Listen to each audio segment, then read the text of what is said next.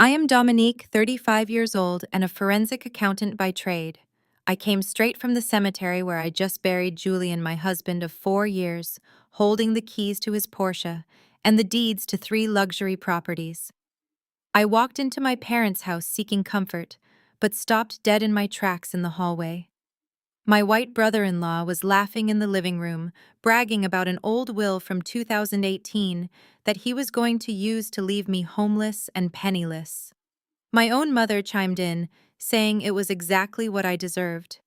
What they did not know was that I had the ultimate proof to destroy their entire fake empire.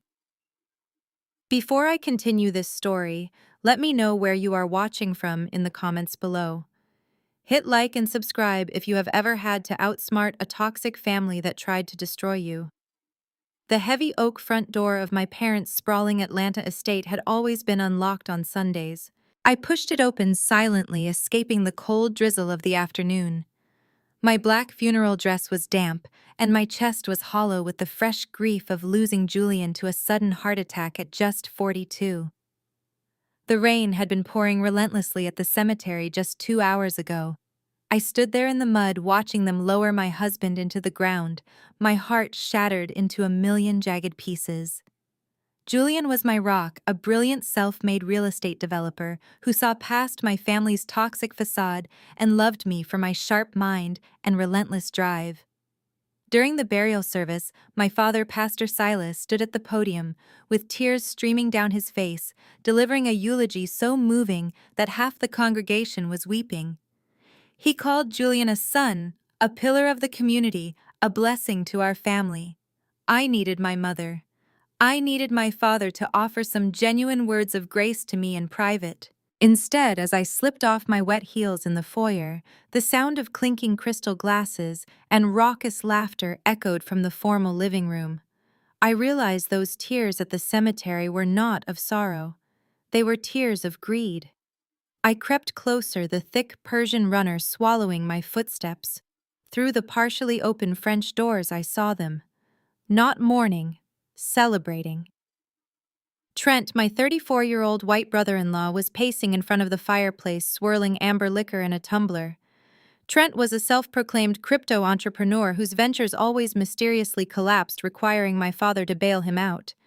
Now he looked like a man who had just won the lottery. I am telling you, Silas Trent boasted, his voice dripping with arrogance. Julian dying right now is the greatest blessing this family could have asked for.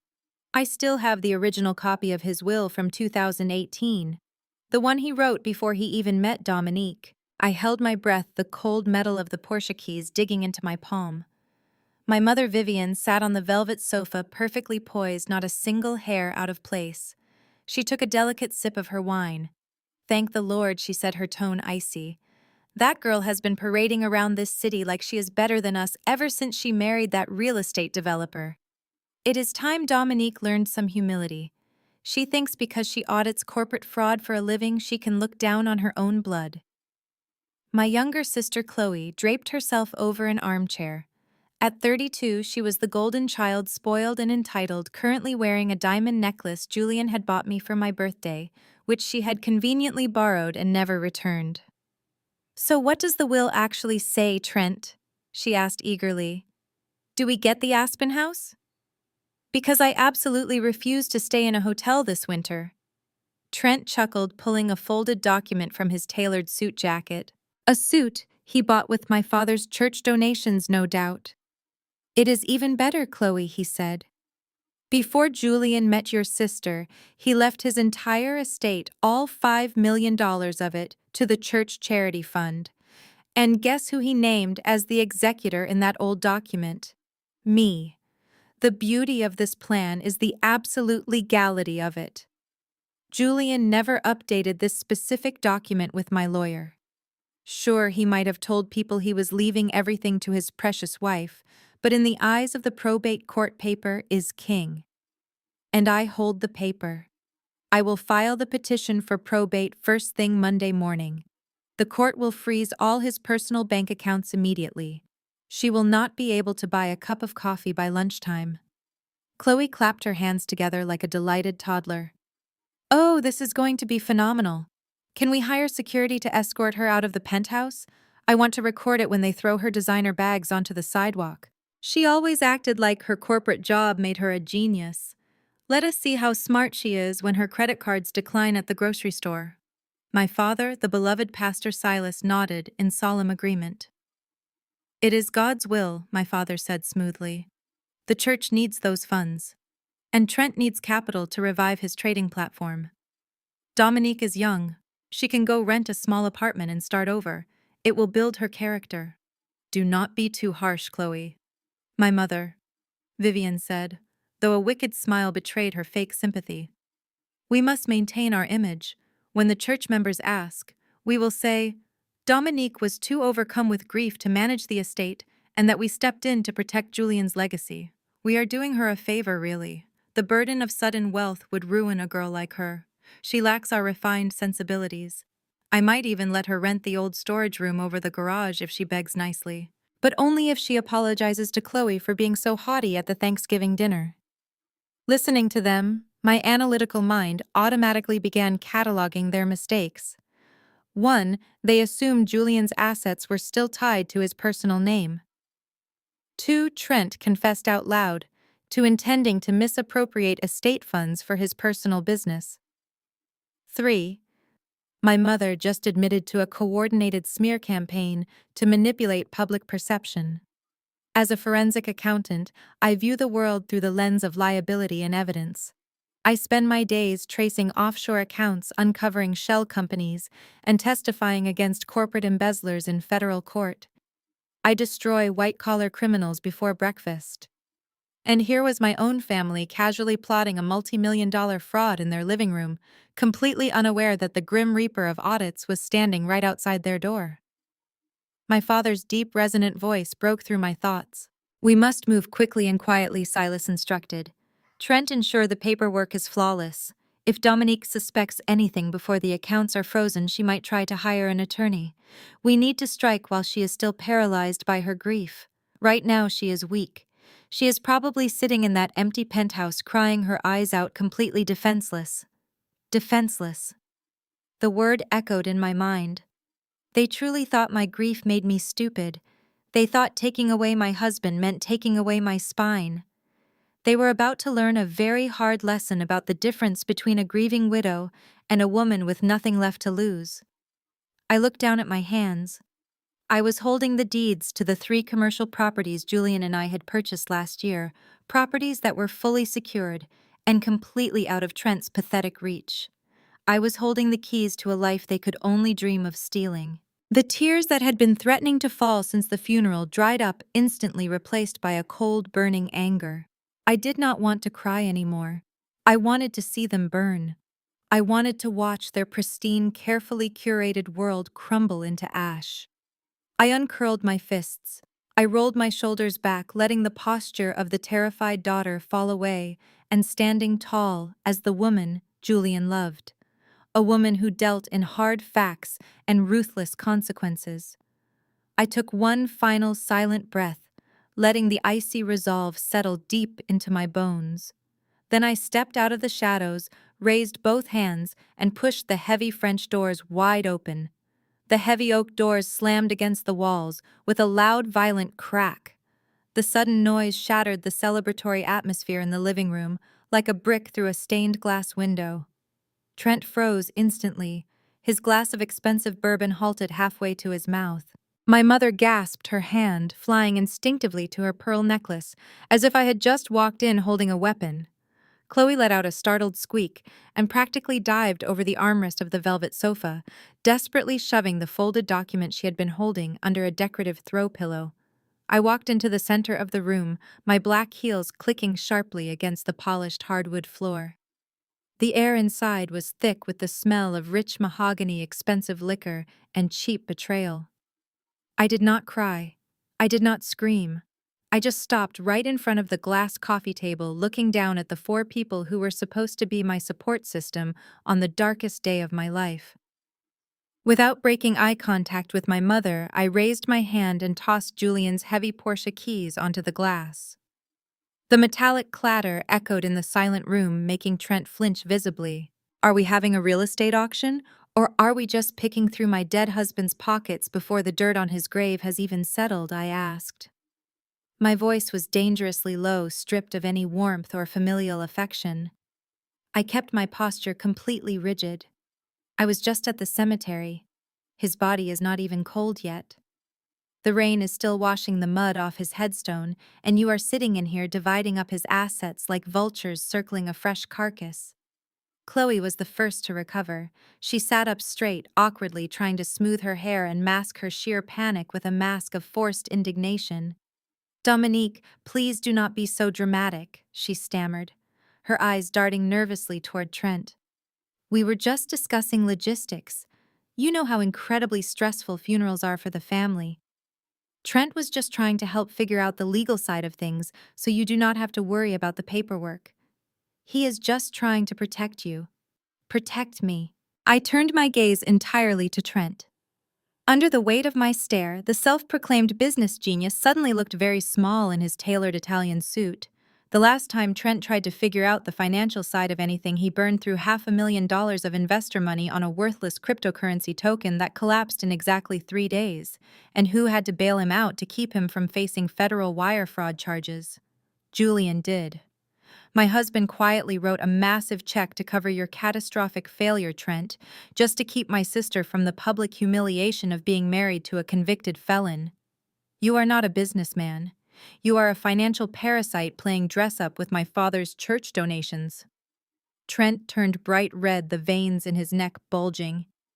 "You do not know what you are talking about," he spat, slamming his glass down on the mantelpiece. "The market was volatile. It was a liquidity issue. It was gross incompetence," I corrected him sharply. "I am a forensic accountant, Trent. I read ledgers the way other people read the morning news. I know exactly how much you owe, and I know you are desperate." Before Trent could respond, my father stepped forward to intervene. Pastor Silas cleared his throat, adjusting his gold cufflinks. He put on his best benevolent face, the one he used to charm thousands of parishioners every Sunday morning. "Now see here, Dominique. There is absolutely no need for this kind of hostility. We are family. We bear each other's burdens in times of sorrow. Your sister and your brother-in-law are simply concerned for your well-being. The Lord teaches us to be prepared for the unexpected, and Julian's passing was a tragedy none of us foresaw." "Do not dare quote scripture to me to justify your greed, Dad," I snapped, cutting him off completely. "I know exactly how this family operates, and I know exactly how this church operates. You have spent your entire career standing at a pulpit preaching about sacrifice, humility, and community, while secretly draining everyone around you to fund this fake First Family of Atlanta lifestyle." I gestured broadly around the opulent living room, pointing at the expensive art and the imported rugs. "You built this perfect, flawless image of Black excellence for your congregation, but I know the books. I know you took the college fund you promised me when I was 18 and used it to quietly pay off a massive tax lien on this very estate.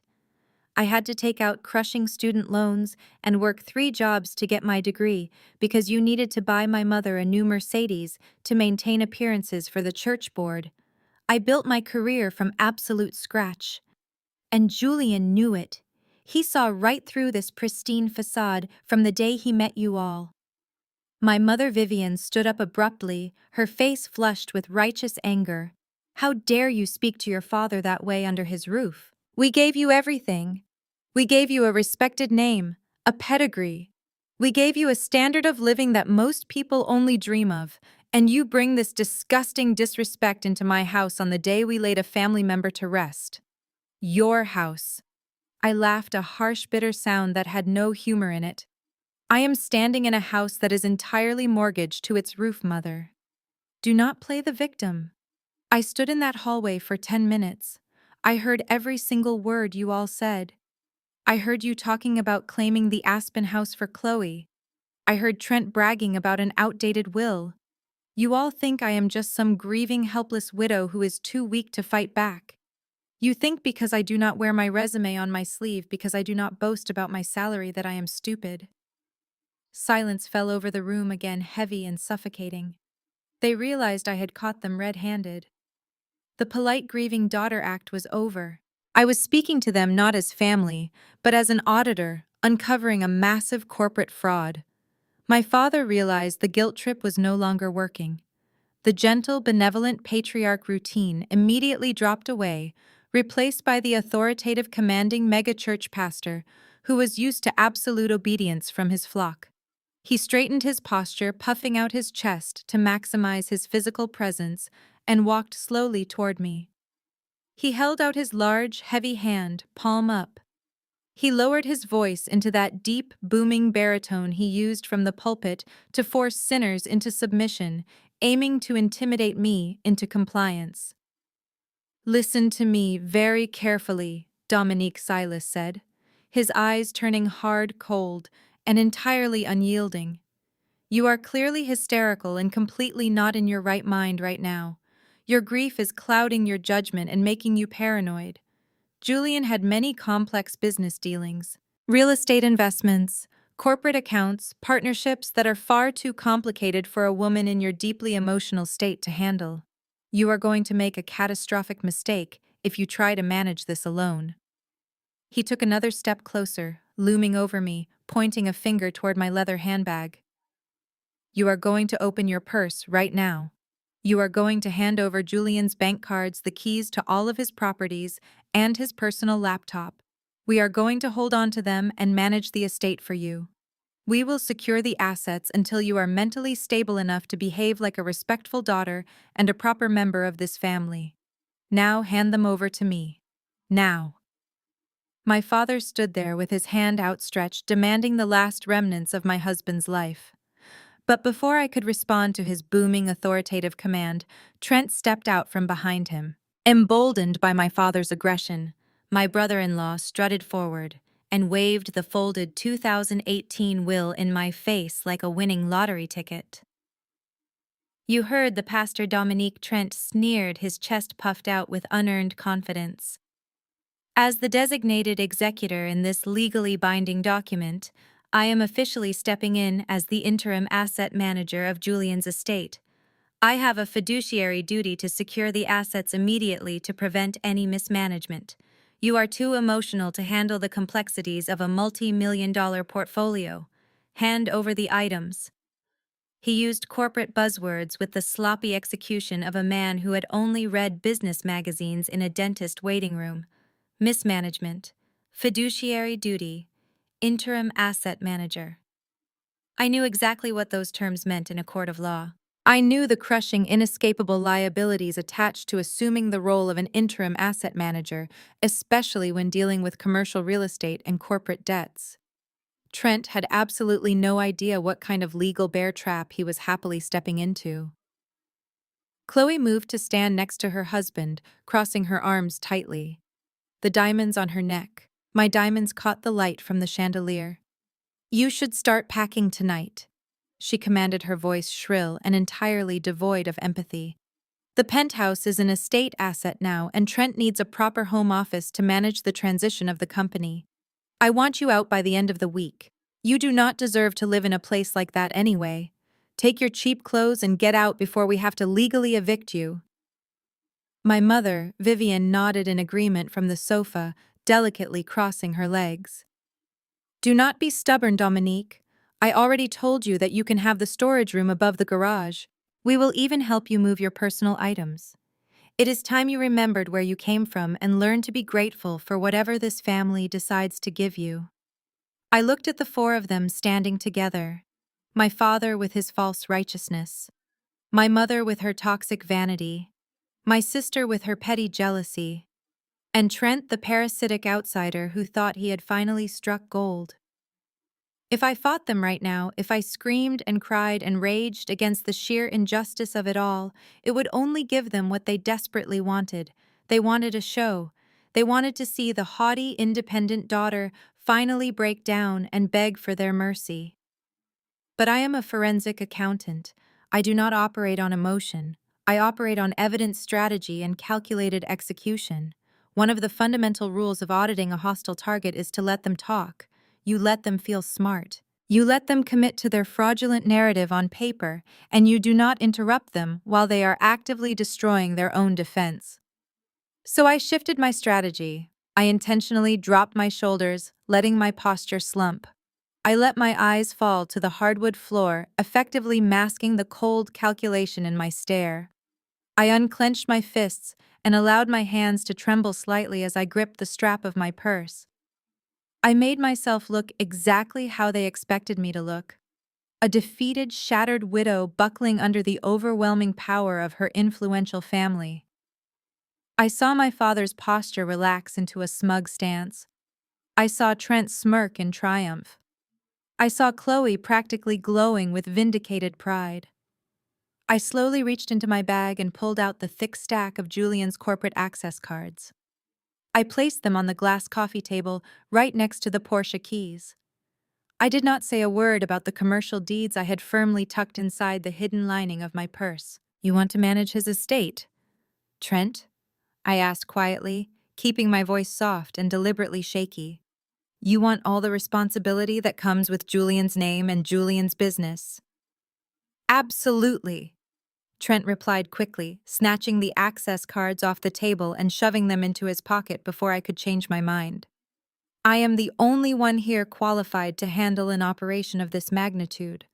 I will contact the bank tomorrow to formally assume control of the ledgers. You just focus on packing your bags." I turned away from them and walked slowly toward the heavy oak doors. I paused with my hand resting on the cold brass handle. I did not look back. I did not need to see their faces again to know they were already celebrating my surrender. "Fine," I said. The artificial tremble in my voice vanished instantly, replaced by a dead icy calm that made the word ring through the room like a gunshot. "Take whatever you think is yours, but do not come crying to me when the ledger balances." I walked out of the house and stepped back into the freezing Atlanta rain. I did not look back as I ordered a rideshare from my phone, leaving Julian's pristine Porsche in their driveway as the perfect shiny bait. Let Trent drive it. Let him feel like a king for a few days. The higher he climbed onto his imaginary throne, the harder the concrete was going to feel when I ripped the floor out from under him. The ride back to the penthouse was silent.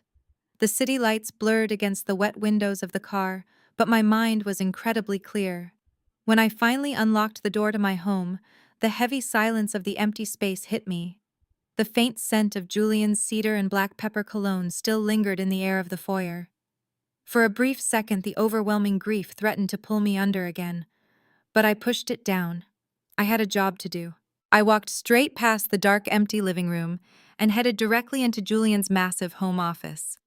The room was lined with floor-to-ceiling mahogany bookshelves filled with architectural texts and real estate law volumes. I walked over to the third bookshelf on the right wall.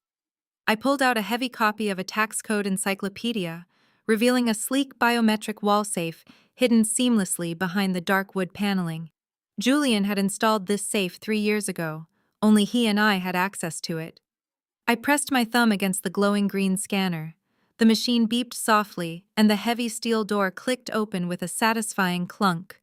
Inside, past the stacks of emergency cash and our secondary passports, sat a thick manila envelope. It was not a standard file. It was secured with heavy red tamper-evident tape and bore the embossed stamp of one of the most ruthless and expensive estate law firms in the state of Georgia. I carefully pulled the heavy envelope out of the safe and carried it over to the large oak desk. I sat in Julian's leather chair, turned on the brass reading lamp, and stared at the red seal.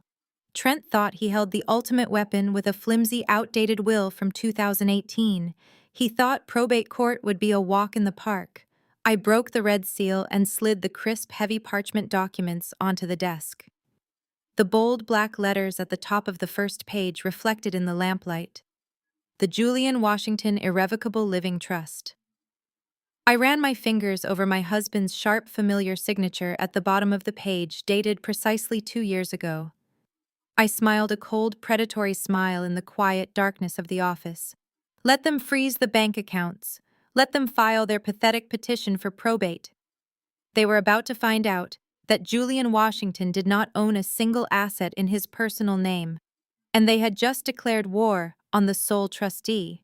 3 days later, I found myself sitting in the sterile glass-walled conference room of an overpriced law firm in downtown Atlanta.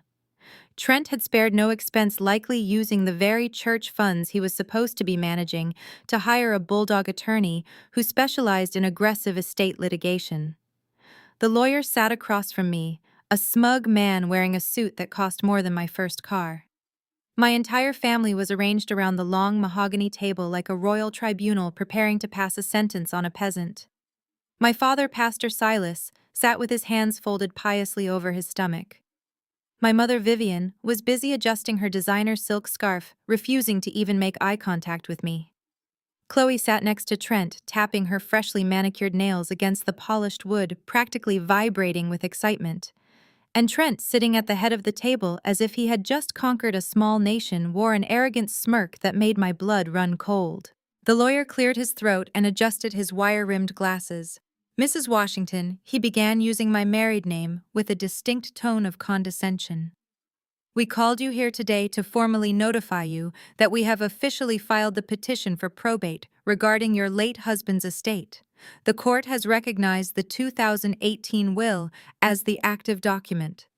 He tapped a stack of crisp papers resting between us. "As per the stipulations of this document, the entirety of Julian Washington's liquid assets, his business holdings, and all real estate properties, including your current primary residence, are to be immediately transferred into the Pastor Silas Community Charity Fund. Furthermore, your brother-in-law Trent has been legally appointed as the executor and interim asset manager." I kept my face completely blank. As a forensic accountant, I had sat across the table from corporate embezzlers, tax evaders, and corrupt CEOs. I knew how to control my micro-expressions. I knew that the slightest flinch would give them the satisfaction they were desperately craving. The lawyer slid a single legally binding document across the polished mahogany table. He placed a heavy gold pen directly on top of it. "This is a waiver of contest," the lawyer explained smoothly. "By signing this, you agree not to challenge the validity of the 2018 will in probate court. It is a standard procedure. Frankly, considering you have no legal standing and no alternative documentation fighting, this would only drain you financially. We are offering you a clean break. Sign the waiver, hand over the remaining keys, and the family will agree not to pursue you for the legal fees associated with this transition." I stared down at the document. It was a masterpiece of legal intimidation designed to terrify a grieving widow into surrendering her rights before she even had a chance to understand them. But I was not a helpless widow. I was the sole trustee of an irrevocable living trust that rendered every single piece of paper in this room completely worthless. I did not reach for the pen.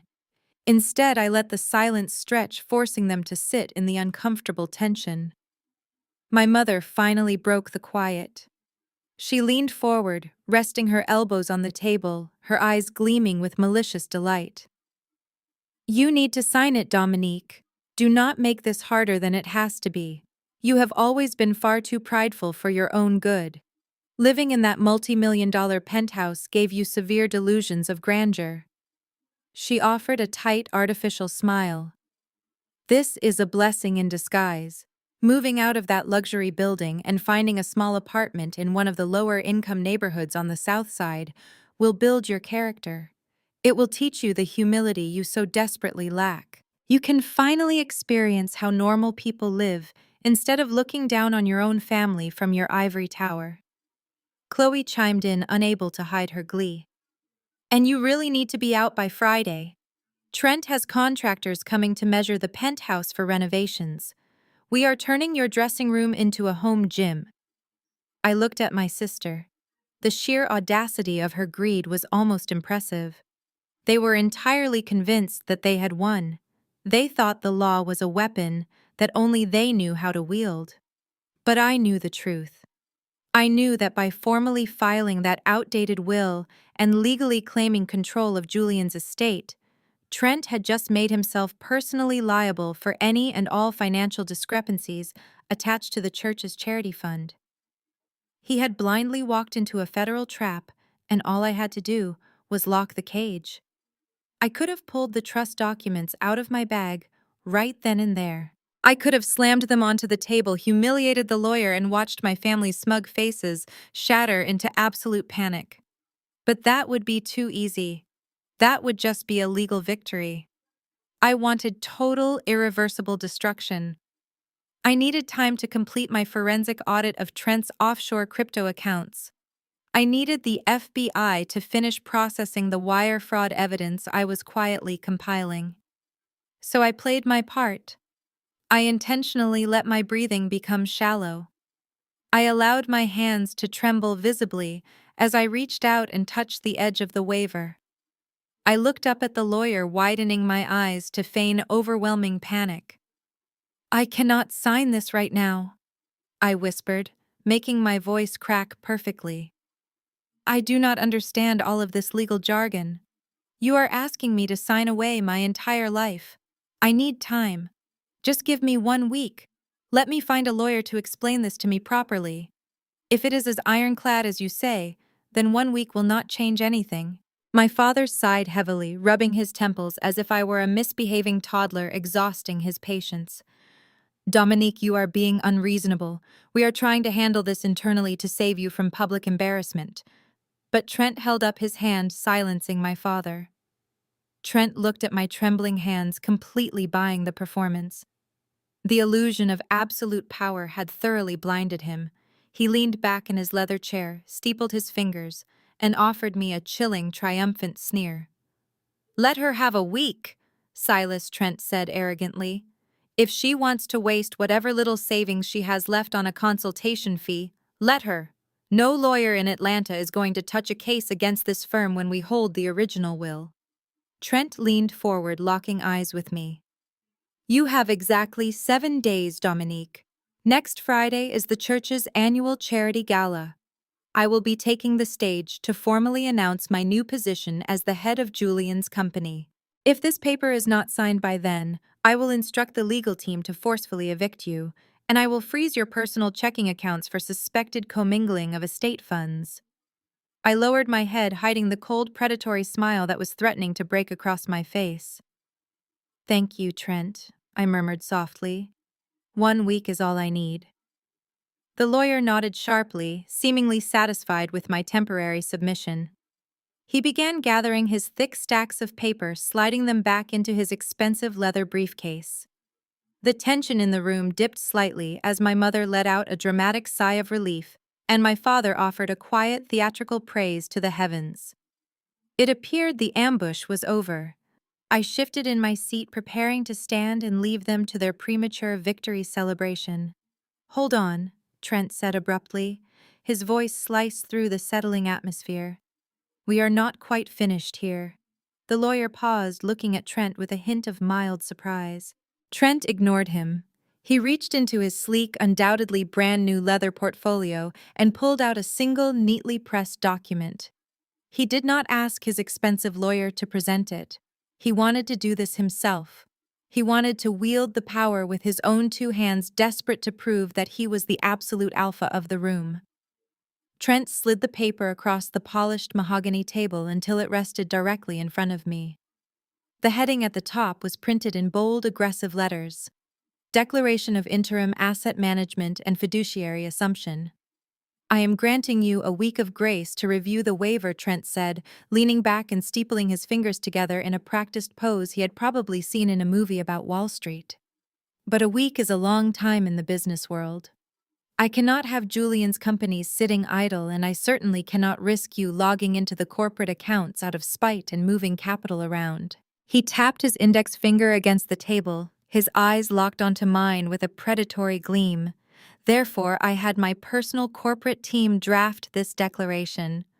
It officially recognizes my immediate, uncontested authority as the sole interim manager of Julian's entire portfolio, effectively integrating his business operations with the Pastor Silas Community Charity Fund as of today. I need you to sign the acknowledgement of receipt and consent at the bottom.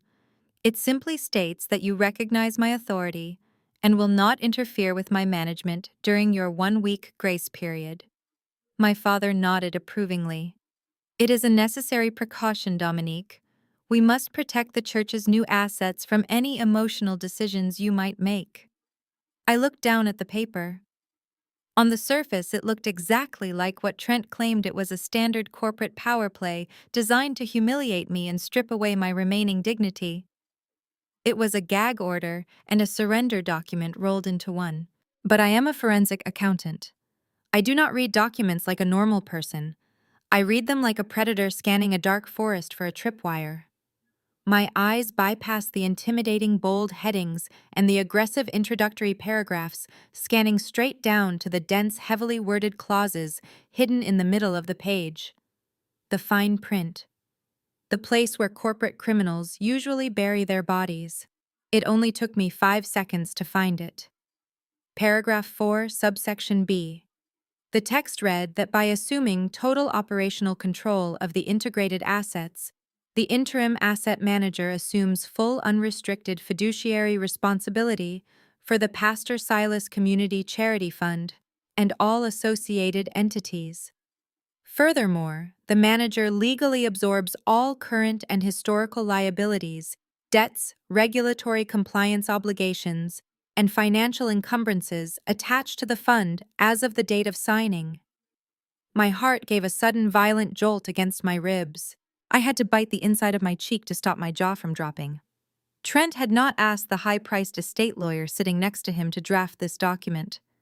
I could tell by the overly aggressive, bloated phrasing that Trent had either downloaded a boilerplate template from the internet or forced one of his cheap crypto lawyers to write it up quickly just so he could flex his muscles today. In his desperate, blinding rush to crown himself the king of my husband's empire, Trent had completely overlooked the legal definition of fiduciary assumption. He thought this paper just gave him the keys to the kingdom. He did not realize it also chained him to the dungeon. By signing this document and legally integrating his authority over the church charity fund, Trent was officially taking personal legal responsibility for the fund's entire financial state. He was making himself the legally binding fall guy. Trent had been quietly siphoning money out of my father's church fund to pay off his disastrous cryptocurrency debts. My father had been helping him cover it up, shifting money around to keep the church board in the dark. If the authorities ever investigated the church, it would have been a tangled web of shared blame between my father and my brother-in-law. But with this single piece of paper, Trent was stepping squarely into the line of fire alone. He was officially telling the federal government that he and he alone was responsible for the financial integrity of the Pastor Silas Community Charity Fund. If millions of dollars were missing, Trent was legally declaring that he was the one holding the bag.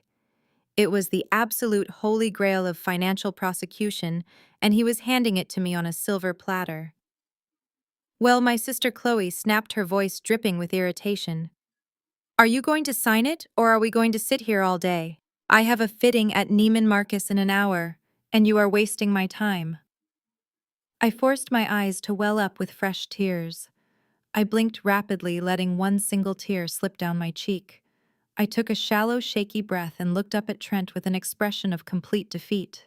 Trent, I whispered, letting my voice crack perfectly. Are you absolutely sure you want to take all of this on? Julian's business is incredibly complex. There are tax liabilities, payrolls, vendor contracts, and the church fund is massive. It is a lot of legal responsibility for one person to carry. If anything goes wrong, if the numbers do not add up, you will be the one responsible. Trent let out a sharp, mocking laugh. He looked at my father, shaking his head, as if I had just said the most foolish thing in the world. Dominique, you really need to stop pretending you understand high-level finance just because you run spreadsheets for a living, Trent sneered. I manage millions in digital assets. I understand market liquidity and corporate structures on a level Julian never even comprehended. Taking over a few real estate holdings and a charity fund is child's play for me. I welcome the responsibility. In fact, I demand it. Now stop stalling and sign the acknowledgement. My mother checked her diamond watch and sighed. Please, Dominique, stop embarrassing yourself. You lost. The least you can do is bow out with a shred of grace.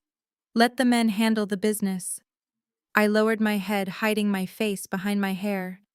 I reached out with a trembling hand and picked up the heavy gold pen resting on the table. My fingers shook so violently that I almost dropped the pen. I took another deep, shuddering breath, playing the role of the broken, terrified widow to absolute perfection. I pressed the pen to the heavy parchment. I signed my name at the bottom of the acknowledgement, validating his declaration. The second the ink left the pen, Trent snatched the paper out from under my hand. He held it up to the light, inspecting my signature with a triumphant grin. He carefully slid the document into his leather portfolio and snapped it shut.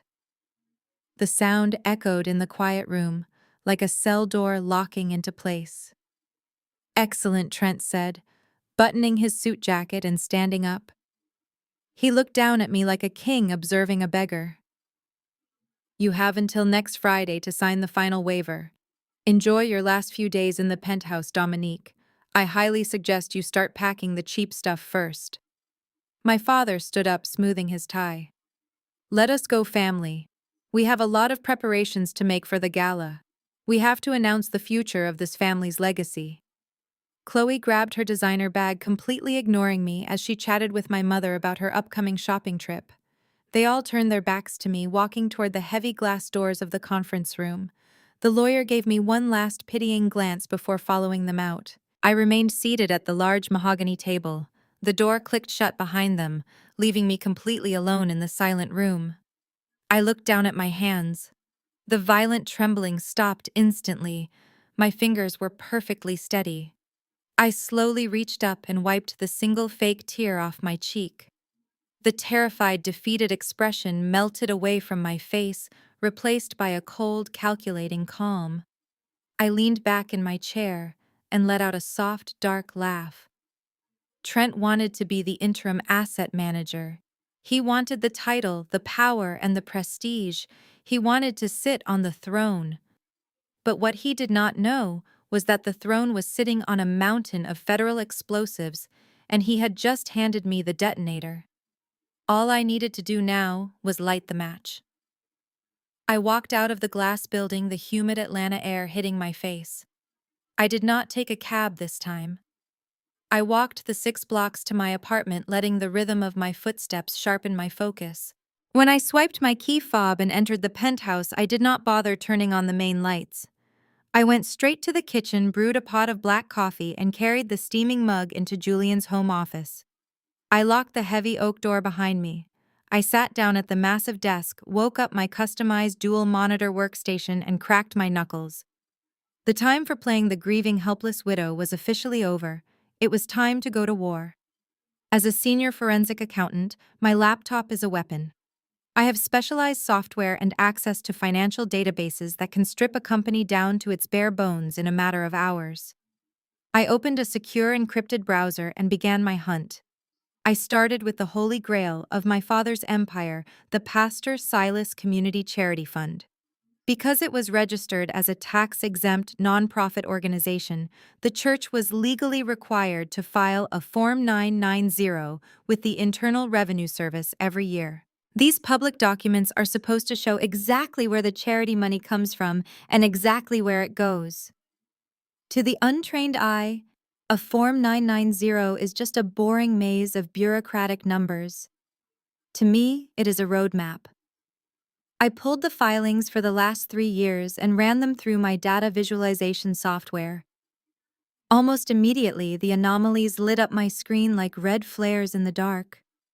For years, my father's charity had maintained a steady, predictable burn rate, spending money on local food drives, youth scholarships, and community outreach. But exactly 8 months ago, the spending pattern fractured. I found a series of massive, undocumented outgoing wire transfers, neatly disguised under a vague ledger category labeled as urban development grants and technical consulting fees. In just 6 weeks, exactly $2 million had been drained out of the charity's main operating account. I took a sip of my black coffee, my eyes scanning the screen rapidly. $2 million does not just vanish into thin air. Money always leaves a trail. You just have to know which rocks to overturn. I isolated the routing numbers attached to those consulting fees. They led me to 3 different limited liability companies registered in the state of Delaware. Delaware is a notorious safe haven for people trying to hide corporate ownership because the state does not require you to publicly disclose the names of the executives. But criminals are lazy. They almost always use the same registered agents to set up their shell companies. I ran a cross-reference on the registered agent associated with those 3 Delaware companies. The database spit back a name and an address in downtown Atlanta. It was the exact same cheap strip mall law firm that had represented Trent during his first failed startup venture 5 years ago. A cold, triumphant smile spread across my face. I had you, Trent. I had you by the throat. I dug deeper, bypassing the public registries and tapping into the blockchain ledgers. Trent was a self-proclaimed crypto genius, which meant he left digital footprints everywhere. It took me less than 40 minutes to trace the flow of fiat currency from the Delaware shell companies directly into a series of offshore cryptocurrency wallets. Wallets that were tied directly to Apex Digital Trent's disastrous trading platform. The entire ugly picture snapped into perfect clarity. 8 months ago, the crypto market took a massive dive. Trent was over-leveraged and hit with massive margin calls from some very dangerous unregulated lenders. He was facing total bankruptcy and likely criminal charges from his angry investors. Panicking, he went to the only man who cared more about maintaining a perfect public image than following the law. My father. Pastor Silas could not let his golden family be tarnished by a bankrupt, fraudulent son-in-law. So my father authorized the transfer of $2 million in charity funds money, donated by hard-working parishioners, directly into Trent's failing business to plug the hole. But there was a ticking time bomb. The fiscal year was ending soon. The state tax board would eventually demand an audit of the charity, and they would notice the missing $2 million. My father and Trent were desperate. They needed a massive influx of clean cash to replace the stolen money before the auditors arrived. And then my brilliant, wealthy husband died of a sudden heart attack. They looked at Julian's $5 million estate and saw their salvation. They planned to use that outdated 2018 will to legally hijack Julian's assets, funnel the money into the church charity, quietly replace the stolen $2 million, and pocket the rest of the $3 million to fund Trent's next scam and my mother's shopping habits. And they planned to throw me out on the street to do it. It was a breathtakingly evil plan. And it would have worked perfectly if Julian had not put everything into a trust, and if Trent had not been arrogant enough to sign a fiduciary assumption document this morning. By signing that paper at the law firm, Trent legally declared that he alone was the managing director of the charity fund, completely absorbing all of its historical debts and liabilities. He had legally shielded my father and put his own neck directly in the federal noose. My fingers flew across the mechanical keyboard. I downloaded the transaction hashes, the forged invoices, the Delaware registration documents, and the blockchain ledgers. I compiled everything into a massive, heavily encrypted PDF dossier. This was not just a case for probate court anymore. This was a textbook case of federal wire fraud, embezzlement, and money laundering. I opened my secure email client and typed in the private address of a contact I had at the Federal Bureau of Investigation, a senior agent I had worked with on a corporate embezzlement case 2 years ago.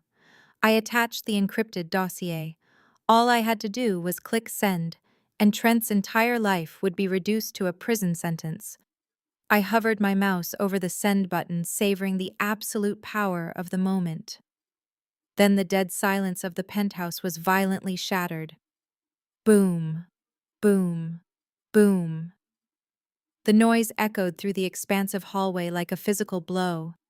It was coming from the heavy steel front door of the penthouse. It was not a polite knock. It was the aggressive, rhythmic pounding of a fist hammering against the metal, accompanied by the muffled, angry shouts of men in the corridor. I froze, my hand still resting on the mouse. "Open the door!" a gruff, unfamiliar voice bellowed from the hallway. "We know you are in there. Open the door, or we are going to drill the locks." My heart slammed against my ribs. It had only been a few hours since the meeting at the law firm. Trent had promised me a week to review the paperwork, but Trent was a liar and a coward. He knew I was smart, and somewhere deep down his paranoia had clearly kicked in. He was not going to wait 7 days. He had sent his hired muscle, a team of aggressive repo men, to clear me out of my own home immediately and seize Julian's physical assets before I could dig any deeper. The heavy pounding started again, louder this time, shaking the expensive artwork hanging on the foyer walls. They were trying to break the door down. The heavy oak doors slammed against the walls with a loud, violent crack. The sudden noise shattered the celebratory atmosphere in the living room like a brick through a stained glass window. Trent froze instantly. His glass of expensive bourbon halted halfway to his mouth. My mother gasped, her hand flying instinctively to her pearl necklace as if I had just walked in holding a weapon. Chloe let out a startled squeak and practically dived over the armrest of the velvet sofa, desperately shoving the folded document she had been holding under a decorative throw pillow. I walked into the center of the room, my black heels clicking sharply against the polished hardwood floor. The air inside was thick with the smell of rich mahogany, expensive liquor, and cheap betrayal. I did not cry. I did not scream. I just stopped right in front of the glass coffee table, looking down at the four people who were supposed to be my support system on the darkest day of my life.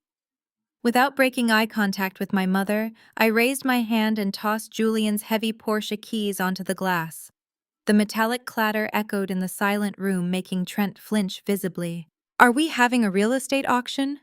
Or are we just picking through my dead husband's pockets before the dirt on his grave has even settled? I asked. My voice was dangerously low, stripped of any warmth or familial affection. I kept my posture completely rigid. I was just at the cemetery. His body is not even cold yet. The rain is still washing the mud off his headstone, and you are sitting in here dividing up his assets like vultures circling a fresh carcass. Chloe was the first to recover. She sat up straight, awkwardly trying to smooth her hair and mask her sheer panic with a mask of forced indignation. "Dominique, please do not be so dramatic," she stammered, her eyes darting nervously toward Trent. "We were just discussing logistics. You know how incredibly stressful funerals are for the family. Trent was just trying to help figure out the legal side of things so you do not have to worry about the paperwork.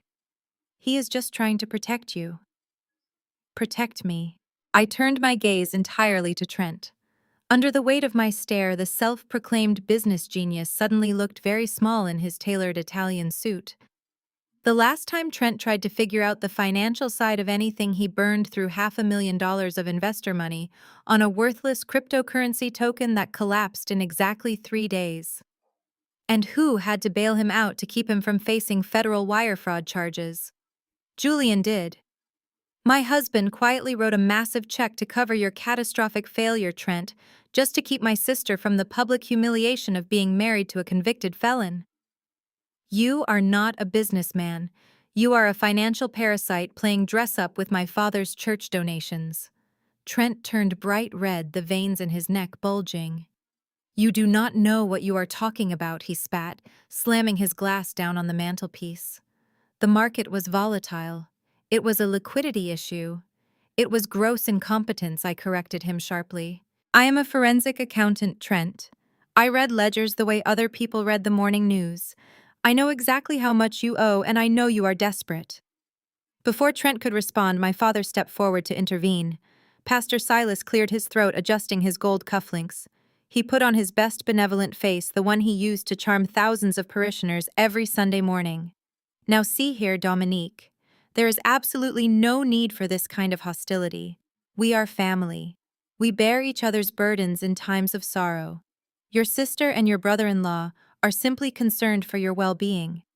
The Lord teaches us to be prepared for the unexpected, and Julian's passing was a tragedy none of us foresaw. Do not dare quote scripture to me, to justify your greed, Dad, I snapped, cutting him off completely. I know exactly how this family operates, and I know exactly how this church operates.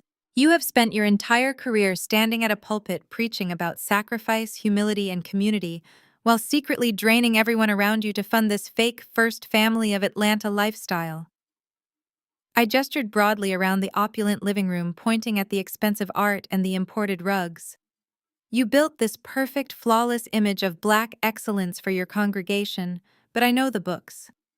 I know you took the college fund you promised me when I was 18 and used it to quietly pay off a massive tax lien on this very estate.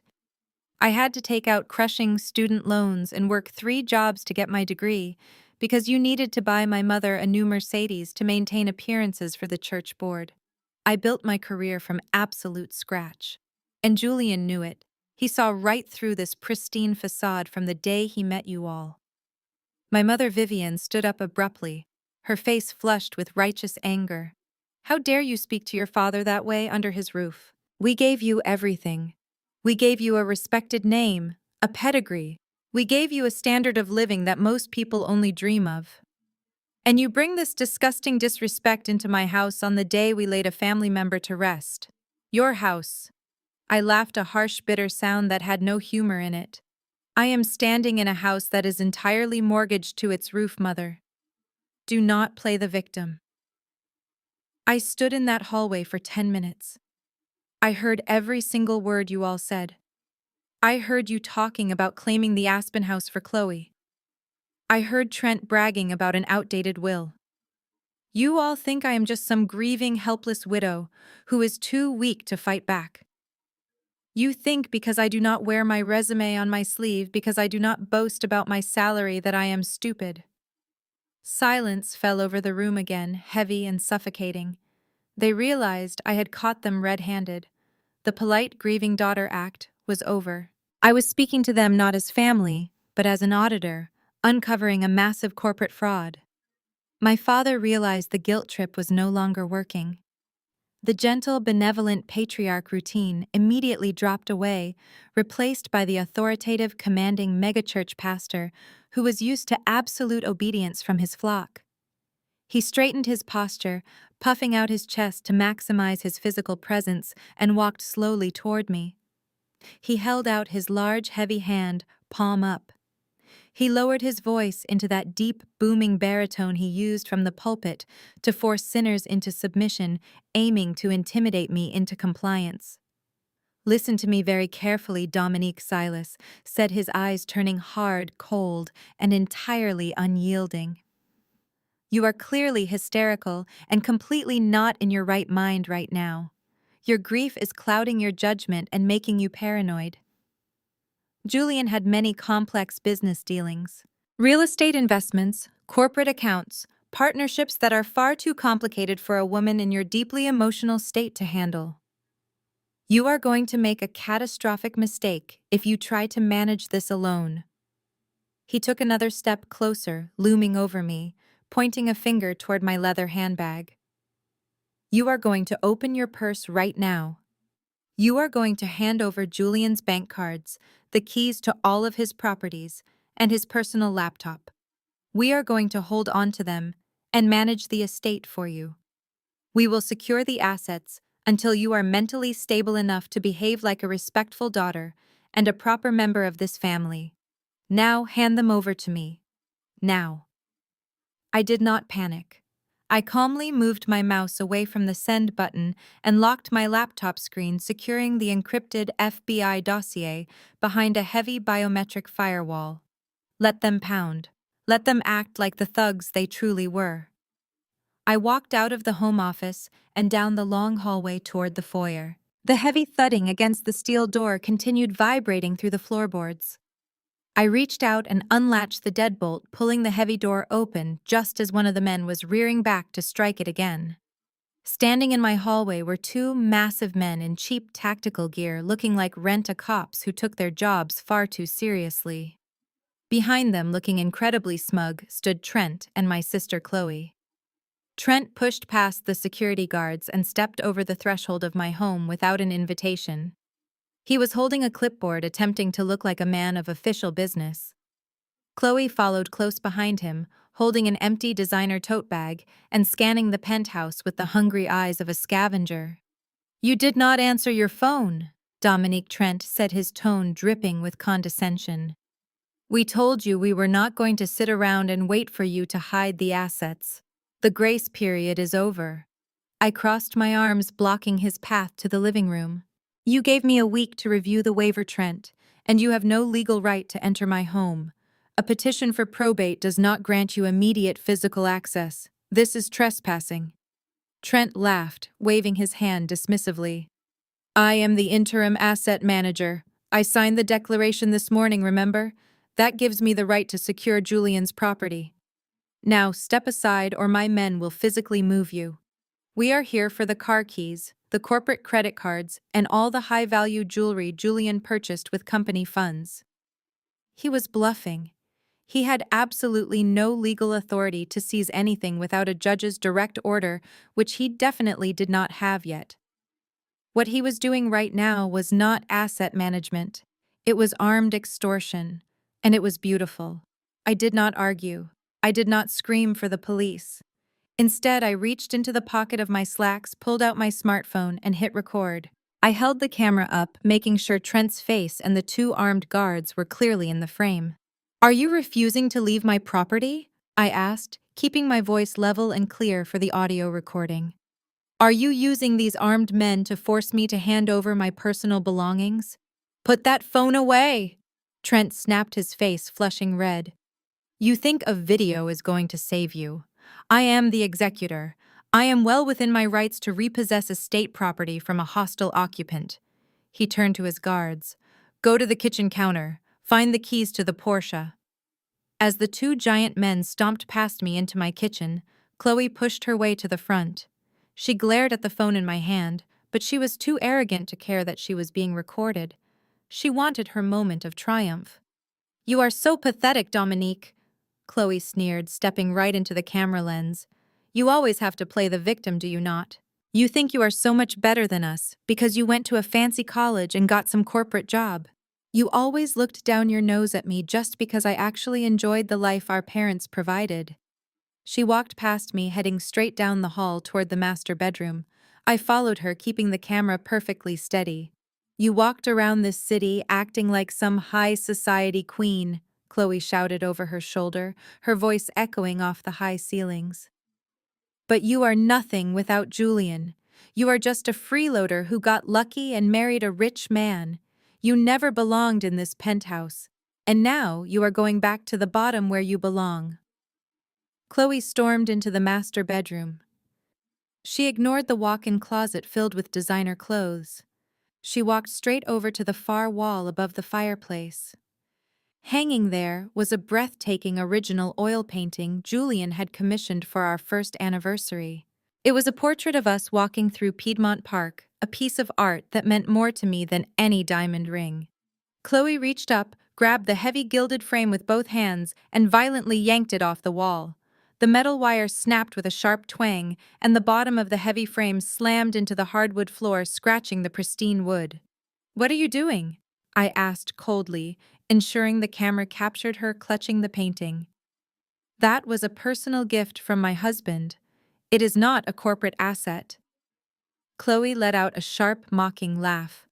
"Everything in this apartment belongs to the estate now.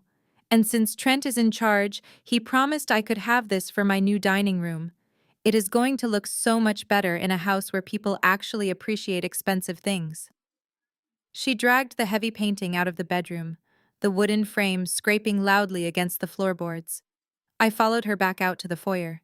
Trent was standing by the front door, spinning the key fob to Julian's Porsche around his index finger. One of the security guards was holding my velvet jewelry box, which he had clearly just ripped out of my bedroom vanity. Trent looked at the camera in my hand and offered a sickeningly arrogant smile. "Record all you want, Dominique. Show it to your imaginary lawyer. No judge in Atlanta is going to side with a hysterical widow over the designated executor of a multi-million-dollar charity fund." He stepped out into the hallway, signaling for his guards and my sister to follow. Chloe dragged the painting out, bumping it carelessly against the doorframe. She shot me one last venomous glare before turning away. Trent paused right on the threshold. He looked at me, his eyes filled with absolute contempt. He gathered spit in his mouth and spat directly onto the marble floor of my entryway. "Pack your bags, Dominique," Trent said, his voice dripping with malice. "This weekend at the charity gala, I am officially taking the stage. I am going to announce my total takeover of Julian's empire in front of the entire city. When Monday morning comes, you will not even have a pot to piss in." He turned on his heel and walked away, the heavy footfalls of his guards echoing down the corridor. I stood in the doorway for a long moment, watching the elevator doors slide shut behind them. The hallway fell dead silent. I looked down at the puddle of spit on my marble floor. I looked at the scratched wood where my sister had dragged my anniversary present. I looked at my phone hitting the stop button on the video recording. I had it all: the forced entry, the armed intimidation, the grand theft of personal property, the explicit confession from Trent that he was using his unverified status as an executor to strong-arm a widow. It was the absolute perfect cherry on top of a massive federal fraud sundae. I closed the heavy steel door and locked the deadbolt. I walked back into Julian's home office, sat down at my desk, and woke up my laptop. The encrypted email to the FBI was still sitting on the screen exactly where I had left it. I attached the high-definition video file I had just recorded to the email thread. I typed a brief professional message to the senior agent. "Here is the final piece of evidence. The suspect has fully assumed fiduciary responsibility, confessed to misappropriating funds, and is now actively committing extortion across state lines using shell companies. He plans to make a public declaration of his financial control this Saturday at the Pastor Silas Charity Gala. Have your team ready." I took a deep breath, savoring the quiet hum of the computer. I clicked send. The email vanished from my outbox, rocketing through cyberspace straight to the federal authorities. The trap was officially set. My family wanted a public spectacle at the gala. They wanted to humiliate me in front of the entire elite class of Atlanta. I leaned back in Julian's leather chair and smiled in the dark. I was going to give them a show they would never ever forget. Sunday morning arrived with a heavy, suffocating humidity that blanketed the city of Atlanta. I dressed in a simple, unbranded black dress, entirely different from the designer clothes my family loved to flaunt. I drove a rented sedan instead of the Porsche, pulling into the massive packed parking lot of the Pastor Silas Community Church. I did not walk through the VIP side entrance reserved for the pastor's family. I walked through the main double doors like a stranger and slipped quietly into the very last row of the sanctuary. The megachurch was a monument to my father's vanity. It seated 3,000 people, complete with high-definition broadcast screens, theatrical lighting, and a state-of-the-art sound system paid for by the working-class community of Atlanta. As the choir finished their opening hymn, the lights dimmed and Pastor Silas took the stage. He looked every bit the grieving patriarch, moving slowly, his head bowed, holding a leather-bound Bible against his chest. For the first 20 minutes, he preached about the fragility of life. He spoke beautifully about Julian, painting my husband as a generous benefactor and a beloved son.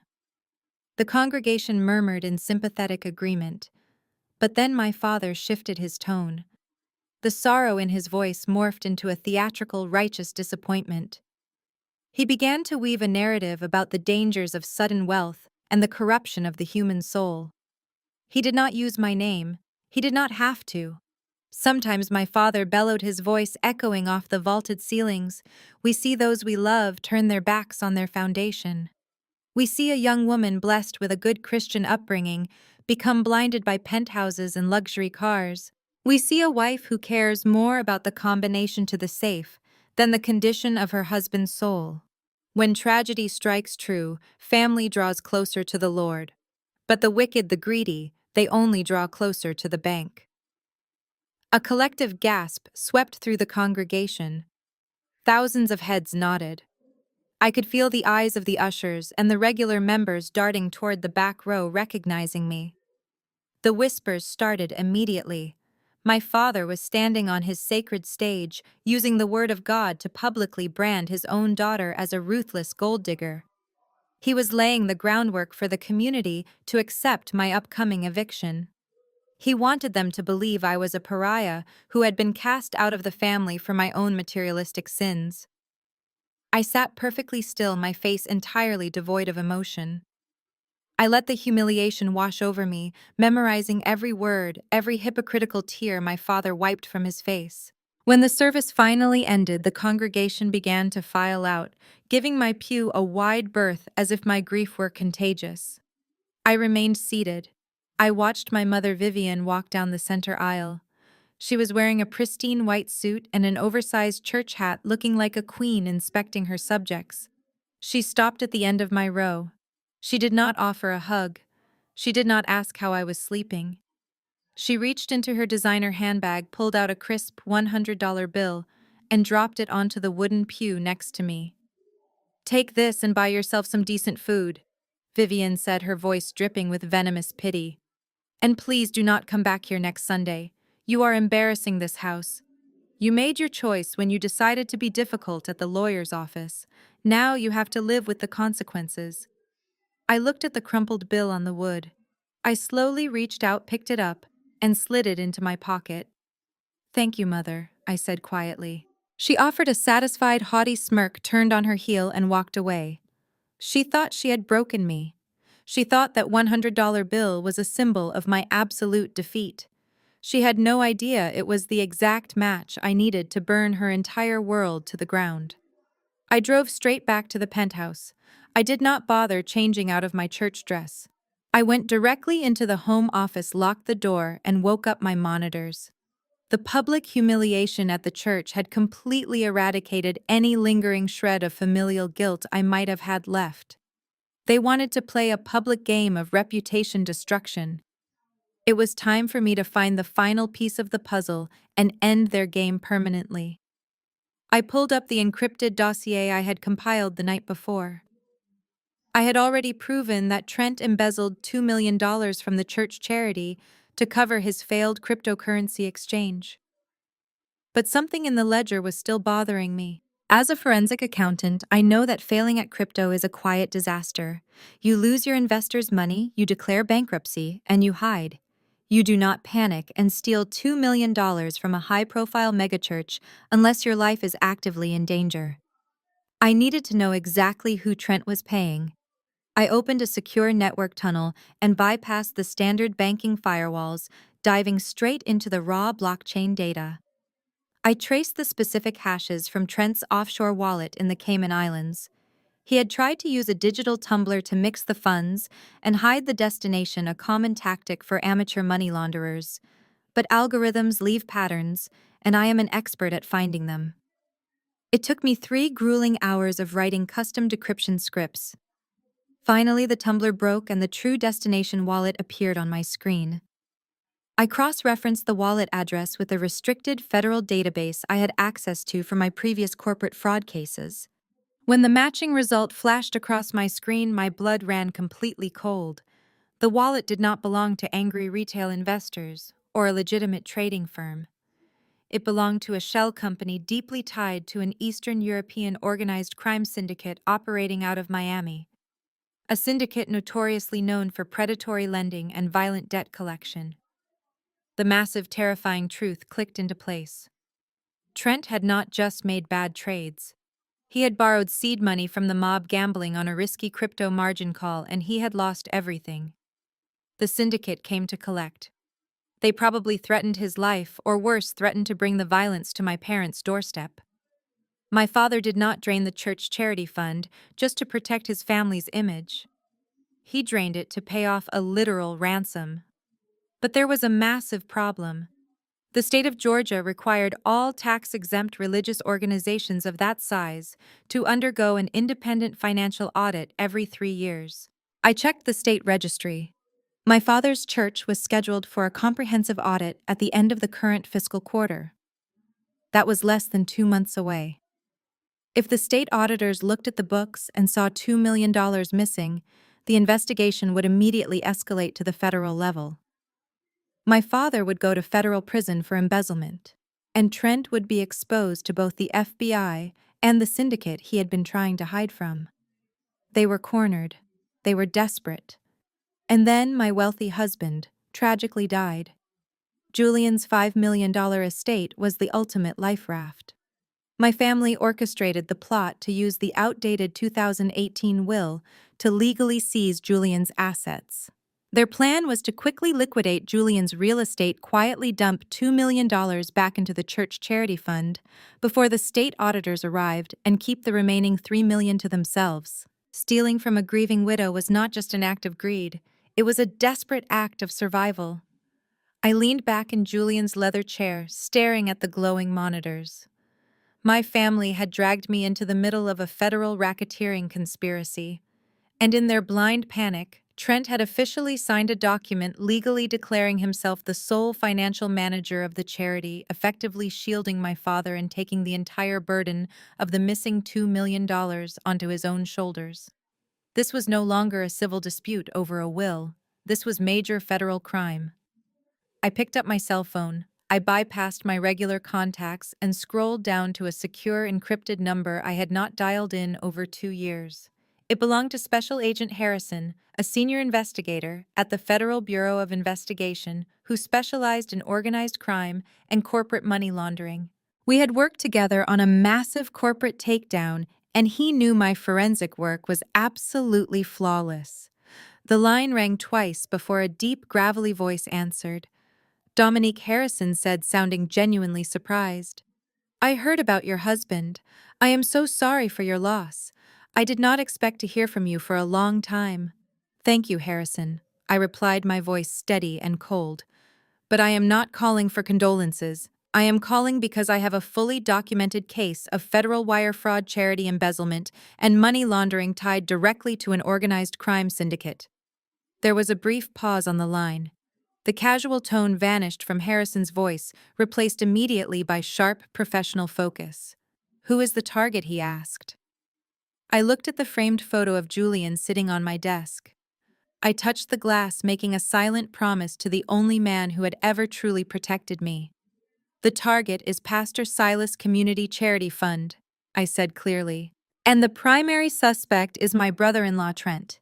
He is planning to make a public declaration of his financial control this Saturday night at the church gala. I have all the ledgers, the IP traces, and a signed confession of fiduciary assumption. I am handing him to you on a silver platter, but we have to do it my way." I finalized the operational details with Special Agent Harrison, ensuring the FBI would be positioned exactly where I needed them on Saturday night.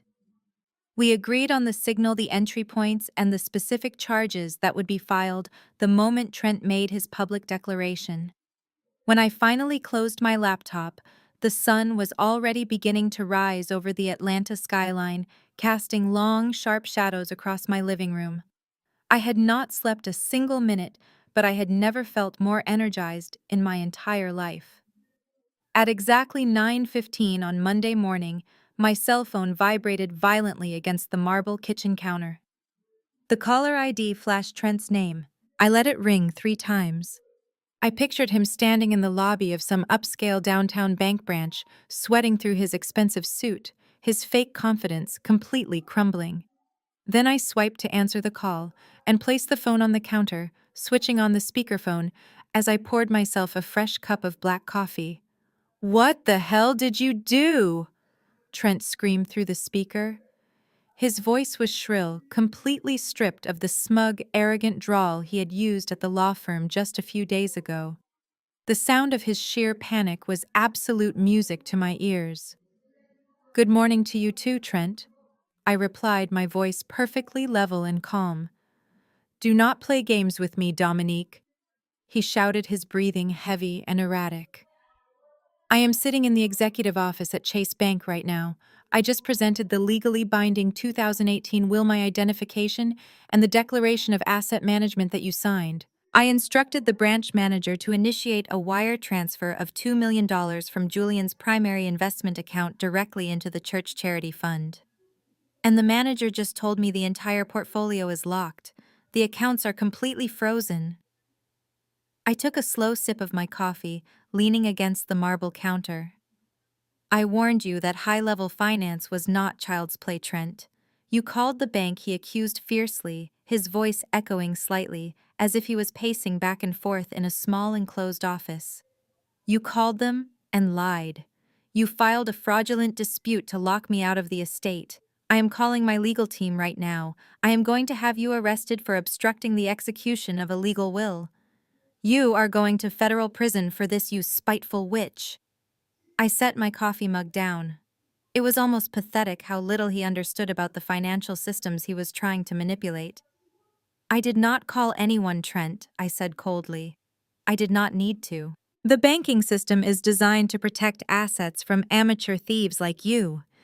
Did you honestly think you could walk into a major financial institution with an outdated piece of paper and simply demand $2 million in liquid cash?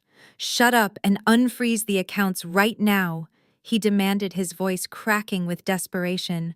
I cannot do that, I explained, enjoying every single second of his unraveling.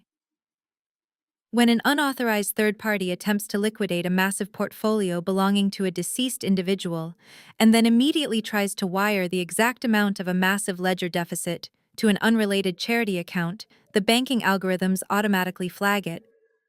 You triggered a Level 4 security hold for suspected money laundering and wire fraud. The federal government froze those accounts, Trent, not me. There was a long, heavy silence on the other end of the line. I could practically hear the gears grinding in his head as the sheer magnitude of his mistake finally caught up with him. He was trapped. The Russian syndicate was waiting for their money. My father was waiting for the charity books to be balanced before the state auditors arrived. And the only source of cash Trent had access to was now locked behind a wall of federal bureaucracy.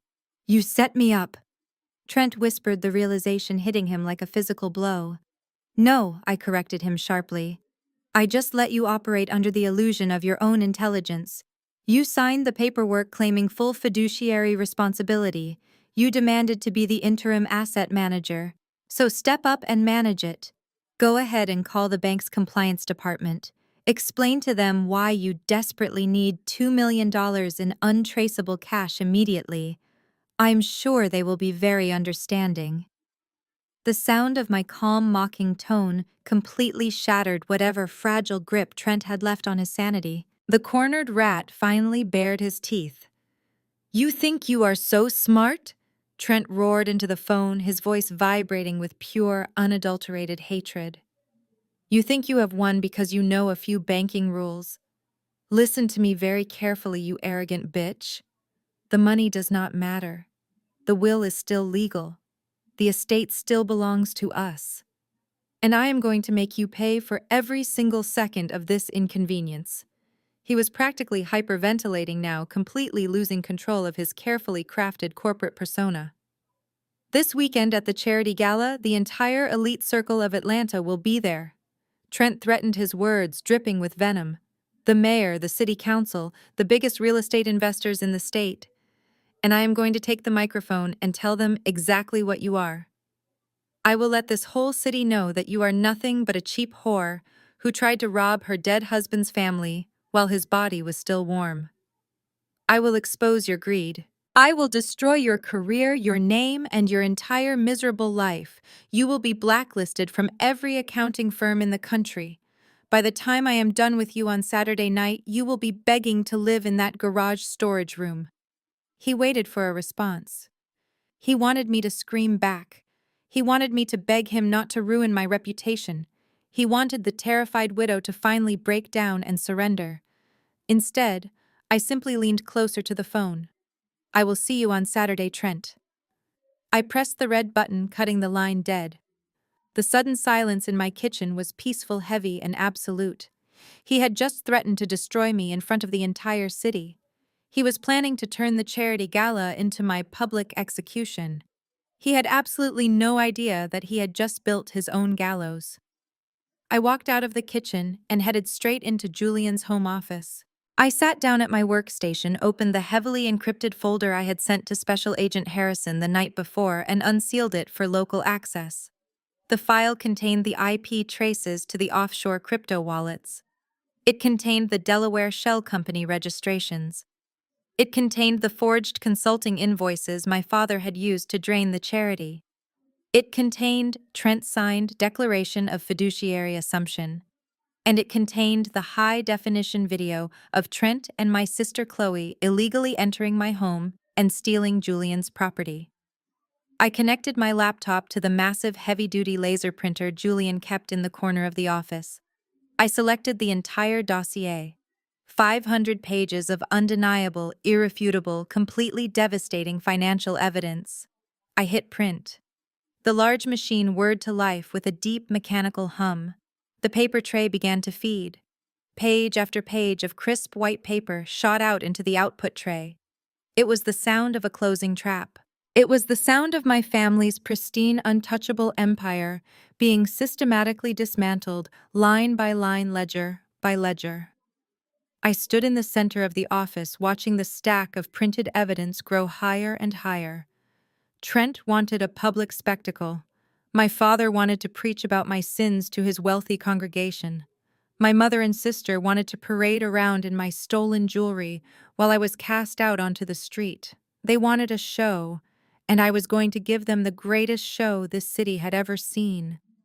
Friday evening arrived, bringing a thick, oppressive heat that clung to the Atlanta pavement.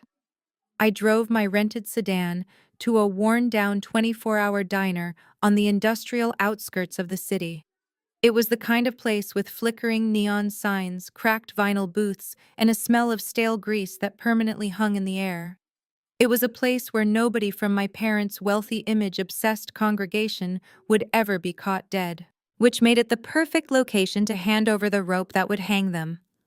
I walked inside carrying the heavy leather briefcase containing the 500 pages of printed evidence and a secure encrypted flash drive. The diner was mostly empty, save for a few exhausted truck drivers and a waitress wiping down the counter. I bypassed the main dining area and headed straight for the dimly lit corner booth in the back. Sitting there nursing a mug of black coffee was Special Agent Harrison. If you passed him on the street, you would never guess he was a senior federal investigator specializing in organized crime. He wore a slightly wrinkled gray suit and had a receding hairline that made him look like a tired mid-level accountant. That unassuming appearance was his greatest weapon. I slid into the booth opposite him and placed the heavy briefcase squarely on the table. "You look good," Dominique Harrison said, offering a small, tight nod. "Considering everything you have been through this week, I am not here for small talk, Harrison," I replied, keeping my voice low so it would not carry over the hum of the diner refrigerators. "I told you I had a complete case. It is all in there." I unlatched the briefcase and turned it around, pushing it across the table. Harrison opened the lid. His eyes immediately fell on the thick stack of meticulously organized documents, categorized with color-coded tabs referencing transaction dates, IP addresses, and bank routing numbers. He pulled out the executive summary I had drafted and began to read. For 5 straight minutes, the only sound in our booth was the rustling of paper. I watched his expression carefully.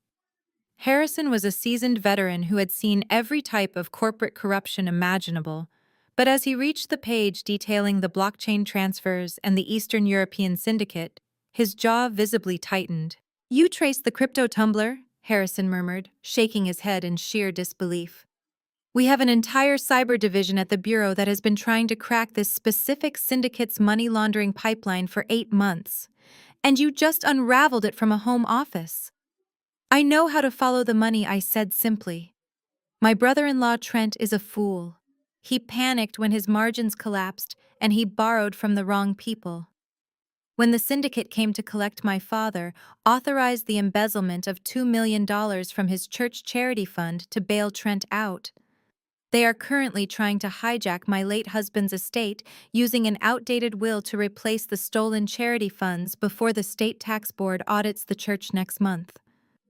Harrison closed the folder and rested his hands flat on top of the briefcase. "This is incredible work, Dominique. You have handed us the shell companies, the forged invoices, and the illicit ledgers. The paper trail is flawless. But we have a legal hurdle to consider before I can send a tactical team to make arrests." I leaned forward, crossing my arms over the table. "Explain the hurdle. Your brother-in-law signed that declaration of fiduciary assumption, which is fantastic." Harrison began, his tone shifting into pure legal strategy. "It binds him to the financial state of the charity. However, a high-priced defense attorney will argue that Trent was manipulated. They will claim he signed a piece of paper he did not understand and that he had not actually exercised any real control over the funds yet. Because the bank froze the accounts before he could execute the wire transfer, his defense team will argue that no actual theft from the estate occurred under his command. They will try to throw the entire blame onto your father and paint Trent as an unwitting victim. I shook my head. Trent is not a victim. He orchestrated the forced entry into my home. He tried to extort me for the physical assets. I know that, and you know that, Harrison said gently. But federal court requires absolute, undeniable proof of intent. To nail Trent for federal wire fraud and to legally tie him to the syndicate's money laundering operation, we need an overt act. We need him to explicitly, voluntarily, and publicly claim absolute dominion and control over the charity fund and your husband's estate. We need him to brag about it. We need him to tell the world that he is the one pulling the strings after the fraud has already taken place. If we get that, the trap snaps shut and no lawyer in the country can save him. A slow, cold smile spread across my face. I looked out the diner window at the dark street. Trent's massive, fragile ego was his greatest weakness, and he had already given me the exact blueprint for his destruction. He threatened me a few days ago, I told Harrison, turning my attention back to the federal agent. When he found out the bank accounts were frozen, he called me in a complete panic. He promised that he was going to expose me and humiliate me in front of the entire city. Harrison raised an eyebrow. How exactly does he plan to do that? Tomorrow night, my father is hosting the annual Pastor Silas Community Charity Gala at the downtown convention center.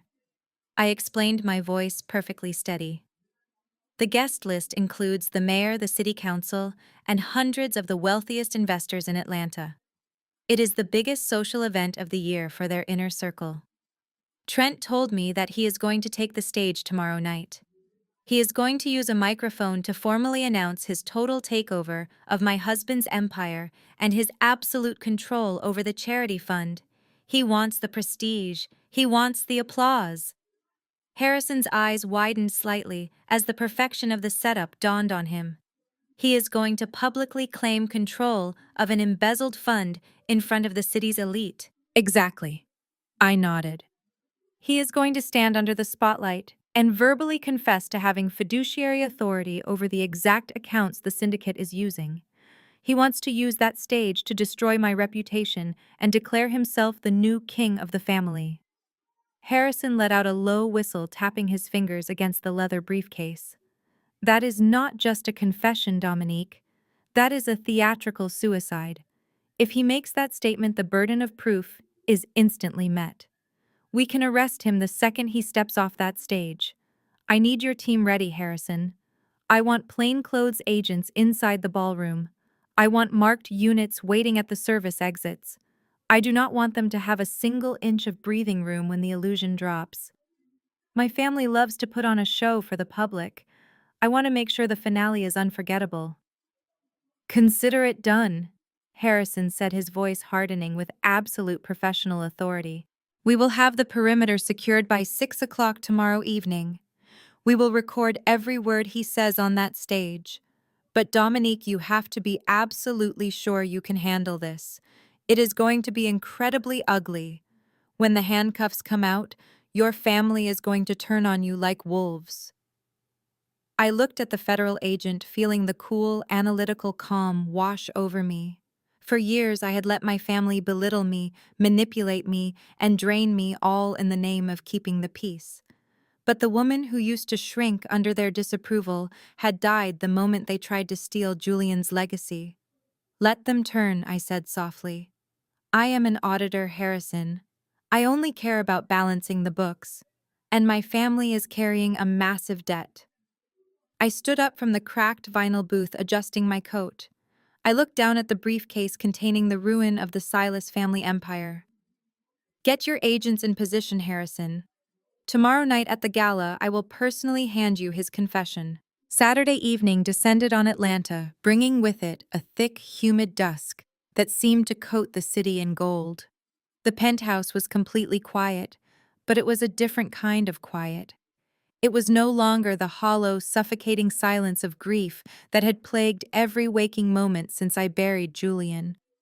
This was the heavy, pressurized calm that settles over the ocean just before a massive hurricane makes landfall. I stood in the center of my expansive walk-in closet, surrounded by the beautiful remnants of the life my husband and I had built together. Tonight was the night.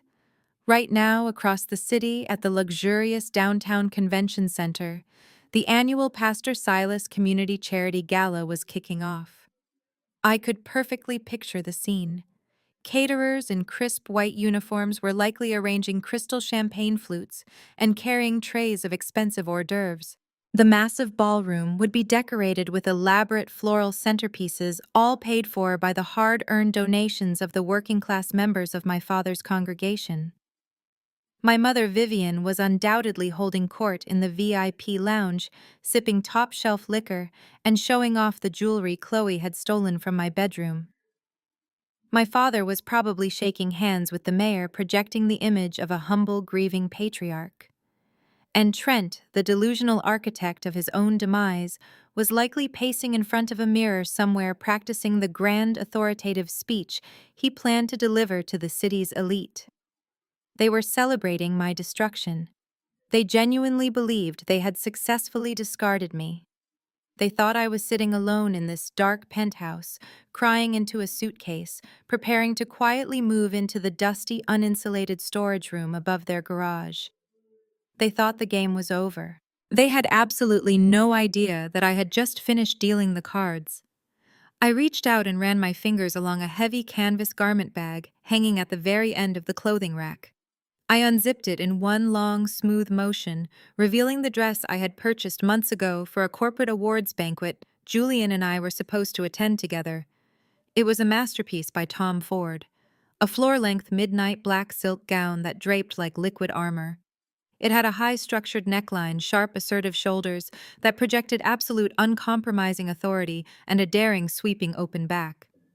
It was certainly not a dress meant for a grieving broken widow begging for scraps from her family table. It was the uniform of a woman who was about to systematically dismantle an empire. I slipped the heavy silk over my body, feeling the cool, expensive fabric mold perfectly to my frame. I walked over to my vanity and sat down staring at my bare face in the brightly illuminated mirror. For the past week, I had intentionally worn absolutely no makeup around my family. I had let my hair sit in a messy, careless bun. I had purposefully given them the exact visual aesthetic of a defeated, exhausted victim. I let them see the weakness they desperately wanted to see. But that performance was officially over. I applied my makeup with the cold, calculated precision of a surgeon. I drew sharp, dark winged eyeliner that made my eyes look like pieces of obsidian glass. I applied a deep, matte crimson lipstick that looked like dried blood against my skin. I pulled my thick hair back into a sleek, impossibly tight chignon, locking it in place with heavy pins, leaving not a single strand out of place to soften my face. When I finished, there was zero vulnerability left in my features. I looked cold, untouchable, and lethal. I looked exactly like the senior forensic accountant who tore apart fraudulent corporations for a living. I opened the hidden reinforced compartment of my vanity desk, bypassing the empty velvet jewelry slots where Chloe and Trent had scavenged my everyday pieces. I reached all the way to the back and pulled out a heavy, polished mahogany box, secured with a biometric lock. I pressed my thumb firmly against the glowing green sensor. The machine beeped softly and the lid sprang open. Inside, resting on a bed of black velvet, lay the absolute crown jewels of Julian's immense generosity. A breathtaking custom-designed collar necklace, made of flawless Colombian emeralds and brilliant cut diamonds, accompanied by a pair of heavy matching drop earrings. Julian had bought this magnificent set for me during an anniversary trip to Paris 2 years ago. The insurance valuation of this single box was worth more than the entire equity of my parents' fake, heavily mortgaged mansion. I fastened the heavy diamond clasp around my neck, feeling the cold, substantial weight of the stones resting against my collarbone. It was a heavy burden of wealth, and I wore it as a shield. I put the earrings in the diamonds, catching the vanity lights and throwing sharp reflections across the room. I stood up and walked over to the floor-to-ceiling mirror, positioned near the massive bedroom windows.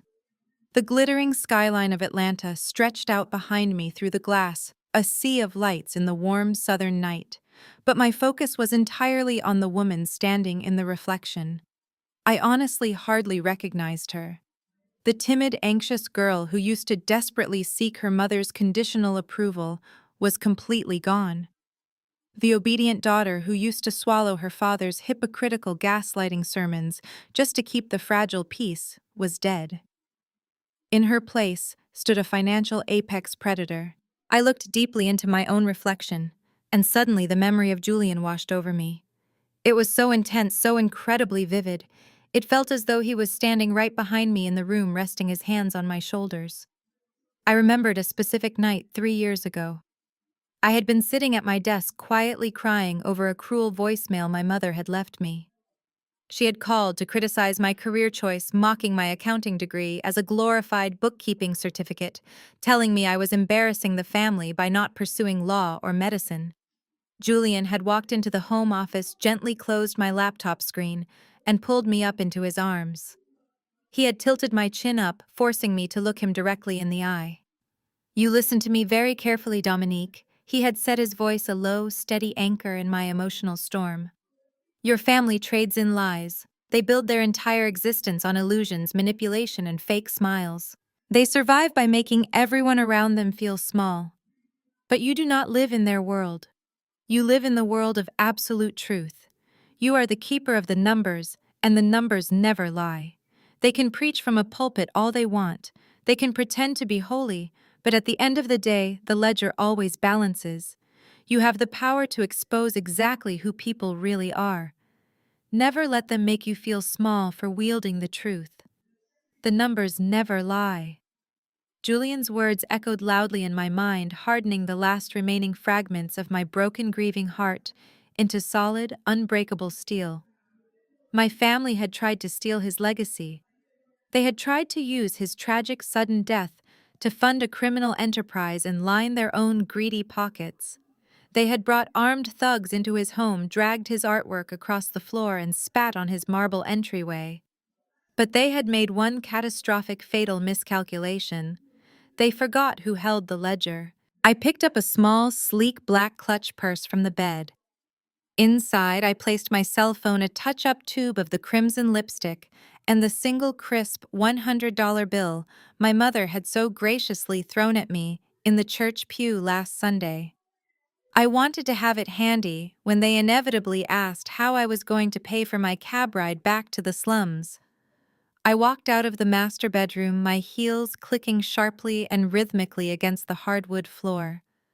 The sound was purposeful and entirely unafraid.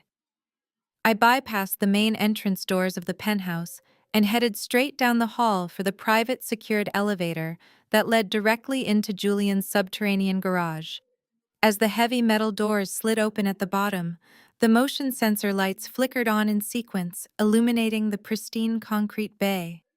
And there, sitting alone in the center of the private garage, gleaming flawlessly under the bright fluorescent lights, was Julian's black Porsche. The very same car Trent had desperately tried to steal from me. The car he arrogantly assumed I would never have the keys to drive again. I walked up to the driver's side door and pressed the button on the key fob. The sharp chirp of the alarm echoed loudly against the concrete walls, unlocking the vehicle. I slid down into the low, premium leather driver's seat, wrapping my hands tightly around the steering wheel. The scent of Julian cedar and black pepper cologne still faintly lingered in the expensive upholstery, wrapping around me like a final protective blessing. I pushed the heavy silver ignition button. The massive twin-turbo engine roared to life with a violent, thunderous growl that violently shook the floorboards and instantly tore through the silent Atlanta night. I shifted the sleek car into drive, slammed my stiletto-covered foot hard onto the gas pedal, and drove straight out of the darkness, heading directly toward the spotlight. I pulled the roaring black Porsche into the brightly lit circular driveway of the downtown convention center. The valet line was already packed with luxury sedans and imported sports cars, but the sheer guttural sound of Julian's twin-turbo engine immediately commanded the attention of everyone standing near the entrance. Flashbulbs from local society photographers went off as I brought the heavy vehicle to a smooth, perfect stop right in front of the red carpet. A young valet in a crisp uniform rushed forward to open my door. I stepped out into the humid night air, the heavy silk of my Tom Ford gown cascading perfectly around my legs. I handed the valet the keys and walked up the steps, completely ignoring the curious whispers of the paparazzi. Inside the convention center was a sickening, overwhelming display of stolen opulence. The grand ballroom was entirely transformed. Massive crystal chandeliers cast a warm golden glow over hundreds of round tables draped in heavy white linen. Towering floral centerpieces of imported white orchids sat in the center of every table. A string quartet played softly in the corner, entirely drowned out by the loud, arrogant chatter of Atlanta's elite. Mayor, city council members, real estate moguls, and wealthy socialites filled the room holding crystal champagne flutes and laughing. Through the massive glass partitions of the foyer, I could see my family holding court in the center of the room. They were absolutely thriving in the spotlight. My father, Pastor Silas, stood near the main stage wearing a custom-tailored tuxedo, shaking hands with wealthy investors and offering them his best, most pious smile. He looked exactly like a grieving but resilient patriarch, expertly milking the room for sympathy and future donations. A few feet away from him, my mother Vivian was surrounded by a circle of wealthy wives. She was laughing politely, holding a glass of sparkling wine. I narrowed my eyes. Resting perfectly against her collarbone was the diamond tennis necklace Chloe had stolen from my bedroom just a few days ago. They were not even trying to hide their theft. They were parading my stolen property in front of the entire city, entirely confident that I was sitting at home, completely broken and powerless. And then there was Trent.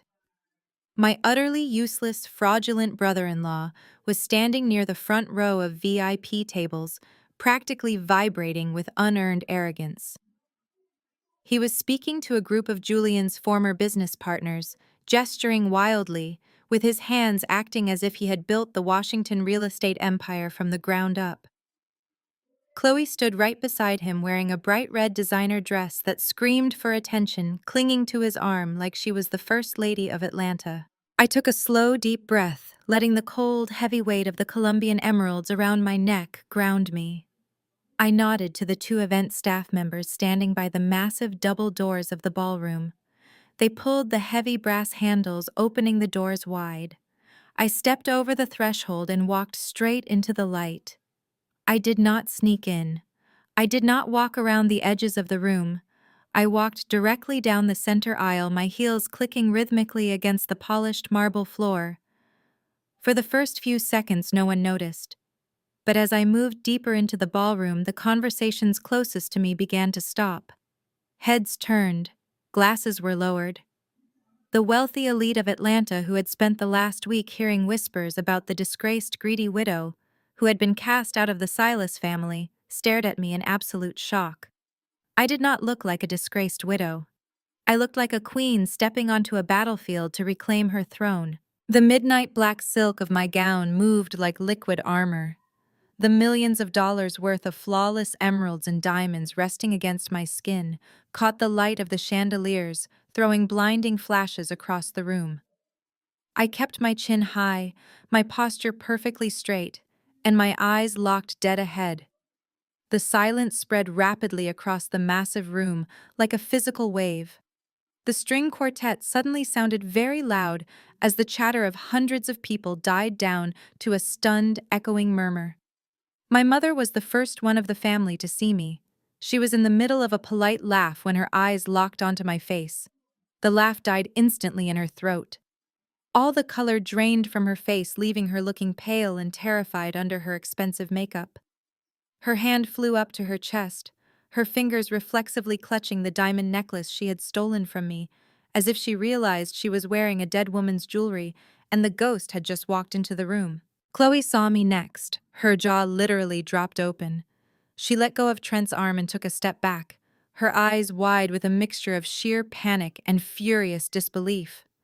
She looked at my dress, she looked at my emeralds, and I could see the absolute rage boiling in her eyes. She had expected me to show up in rags begging for mercy. Instead, I had effortlessly eclipsed every single person in the room.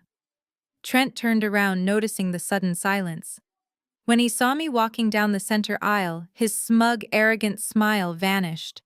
His face contorted into an ugly mask of pure hatred. He quickly whispered something to Chloe, abandoning his conversation with the real estate moguls, and began marching directly toward me, waving his hand to signal the event security. Vivian and Chloe completely abandoned their high society composure. They practically shoved past the wealthy wives they had been entertaining and rushed down the aisle to intercept me before I could reach the VIP seating area in the front. "What are you doing here?" Vivian hissed venomously, stepping directly into my path to block me. She kept her voice low, desperately trying to maintain appearances in front of the staring crowd. "You have no right to show your face in this room. You are embarrassing your father.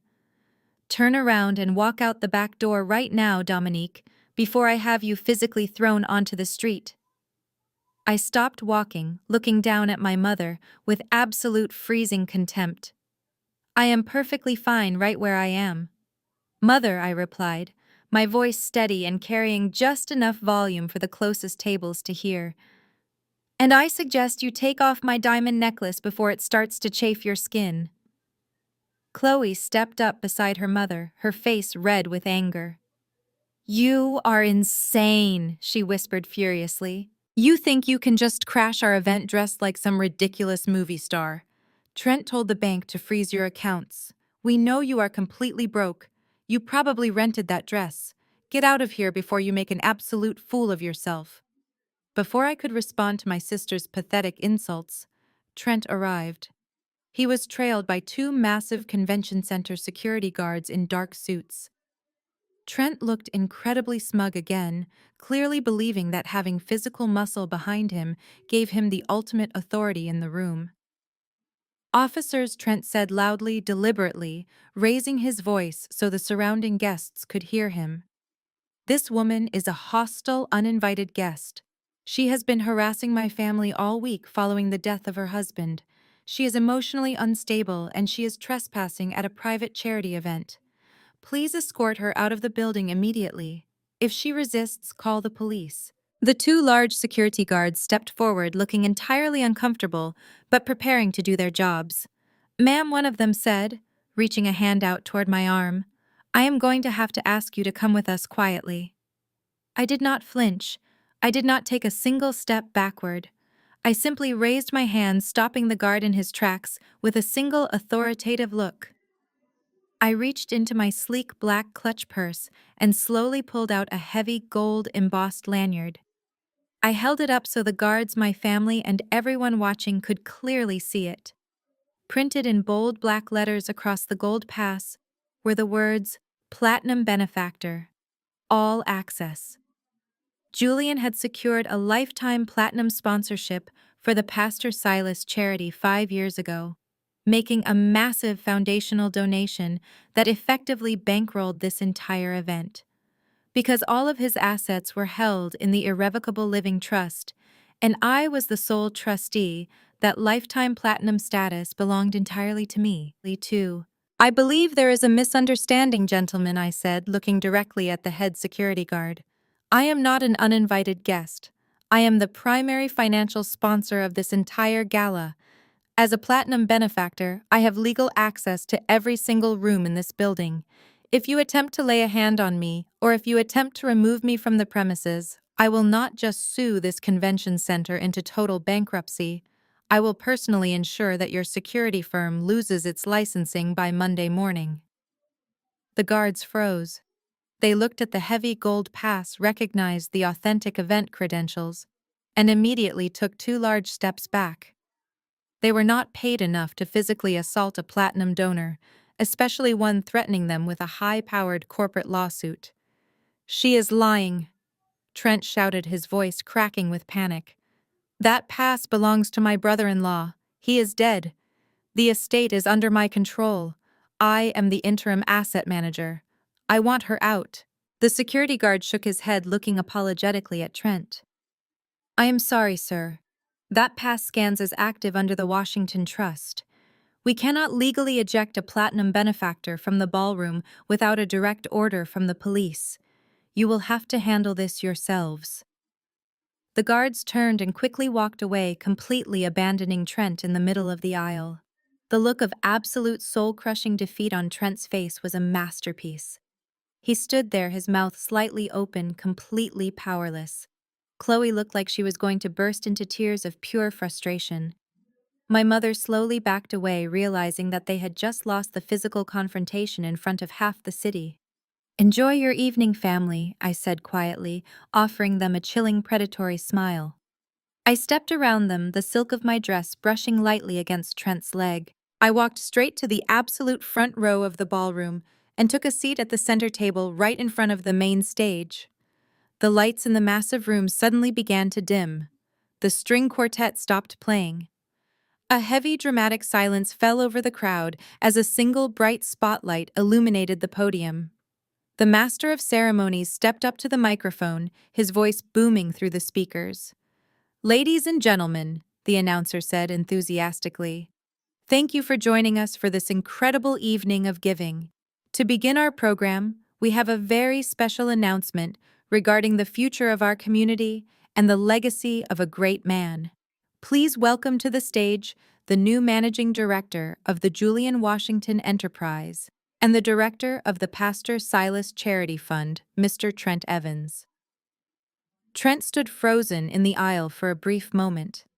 He looked at me sitting in the front row, looking like an apex predator waiting for its prey. He swallowed hard, adjusting his tailored suit jacket with trembling hands. His massive ego simply could not let him back down now. He had the crowd. He had the spotlight. He wanted the absolute power he had been craving his entire life.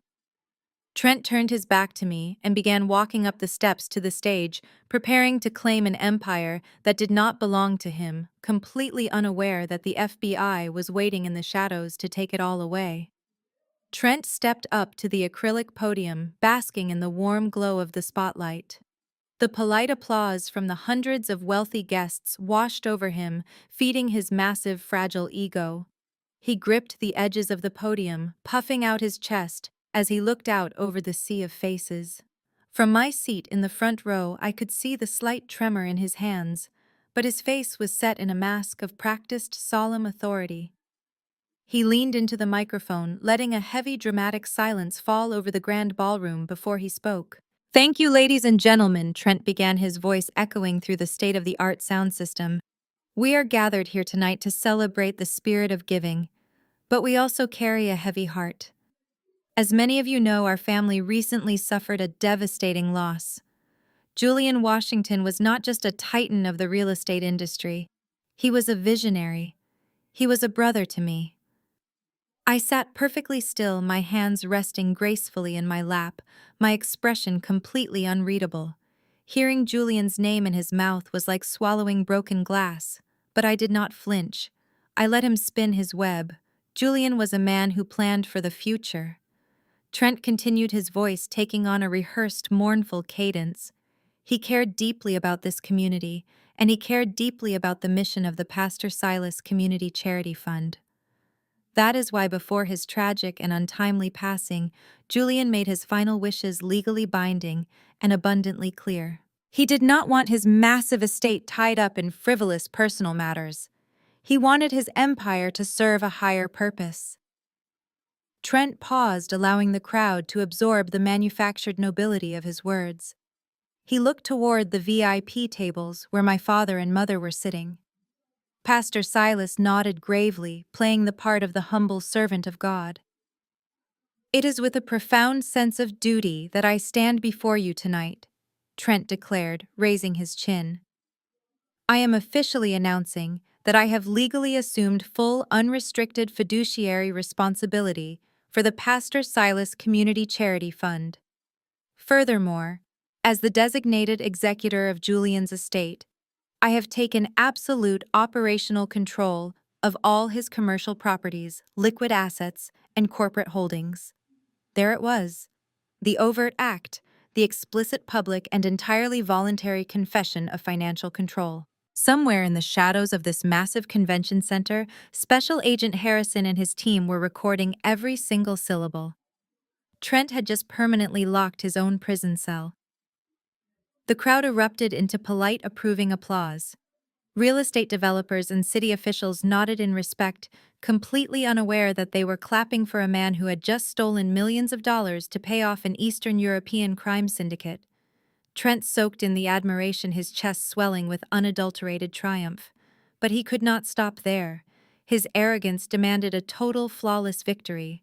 He needed to crush me publicly to ensure no one in this room would ever take my side. Trent raised his hand to quiet the applause. He lowered his voice, adopting a sickeningly sweet tone of manufactured compassion. He turned his head and looked directly down at me, sitting in the front row. The spotlight shifted slightly, catching the brilliant fire of the Colombian emeralds resting against my collarbone. "Before we move forward, we must acknowledge the immense pain of Julian's widow, Dominique," Trent said smoothly, directing the attention of the entire ballroom right at me.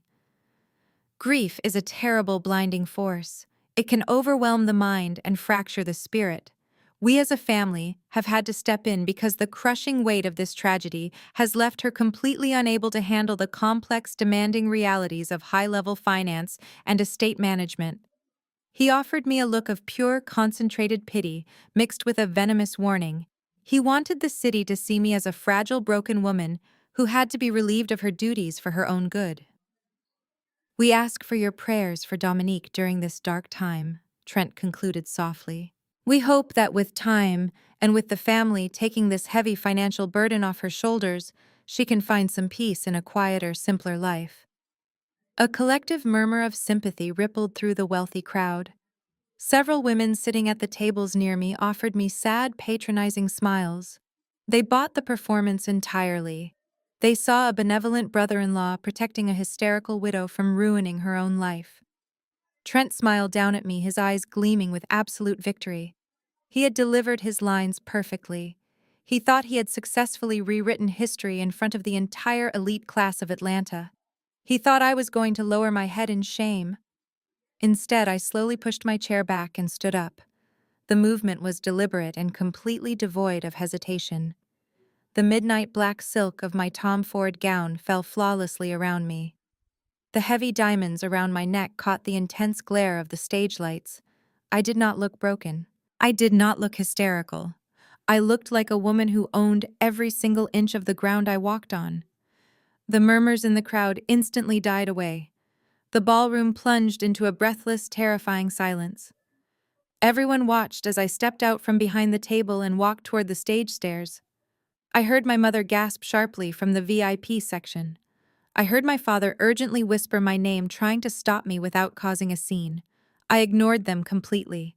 I kept my eyes locked onto Trent's face. As I placed my stiletto on the first wooden step, the smug satisfaction on Trent's face began to crack. He gripped the edges of the podium tighter. His eyes darted nervously toward the security guards standing at the perimeter, but the guards did not move. They remembered the gold-platinum benefactor pass in my purse, and they were not going to risk their careers to save him. I walked up the steps, the rhythmic clicking of my heels echoing loudly through the silent room. I reached the stage level and walked directly toward the podium. Dominique, Trent hissed under his breath, leaning away from the microphone so the crowd could not hear his panic. "What are you doing? Sit down before I have you arrested. You are making a fool of yourself." I did not answer him. I did not stop walking. I stepped directly into his personal space, forcing him to instinctively take a step back from the podium. The sheer, overwhelming dominance of my presence completely eclipsed him. He was a coward playing dress-up in a tailored suit, and he shrank the moment a real predator stepped onto his stage. Without breaking eye contact with him, I reached out and firmly snatched the microphone right out of his trembling hand. He let it go without a fight, completely paralyzed by the cold, lethal certainty in my eyes. I turned my back on him, dismissing him entirely, and faced the hundreds of powerful guests sitting in the grand ballroom. I stood at the absolute center of the stage. I looked out over the sea of shocked faces, taking a moment to let the intense silence stretch.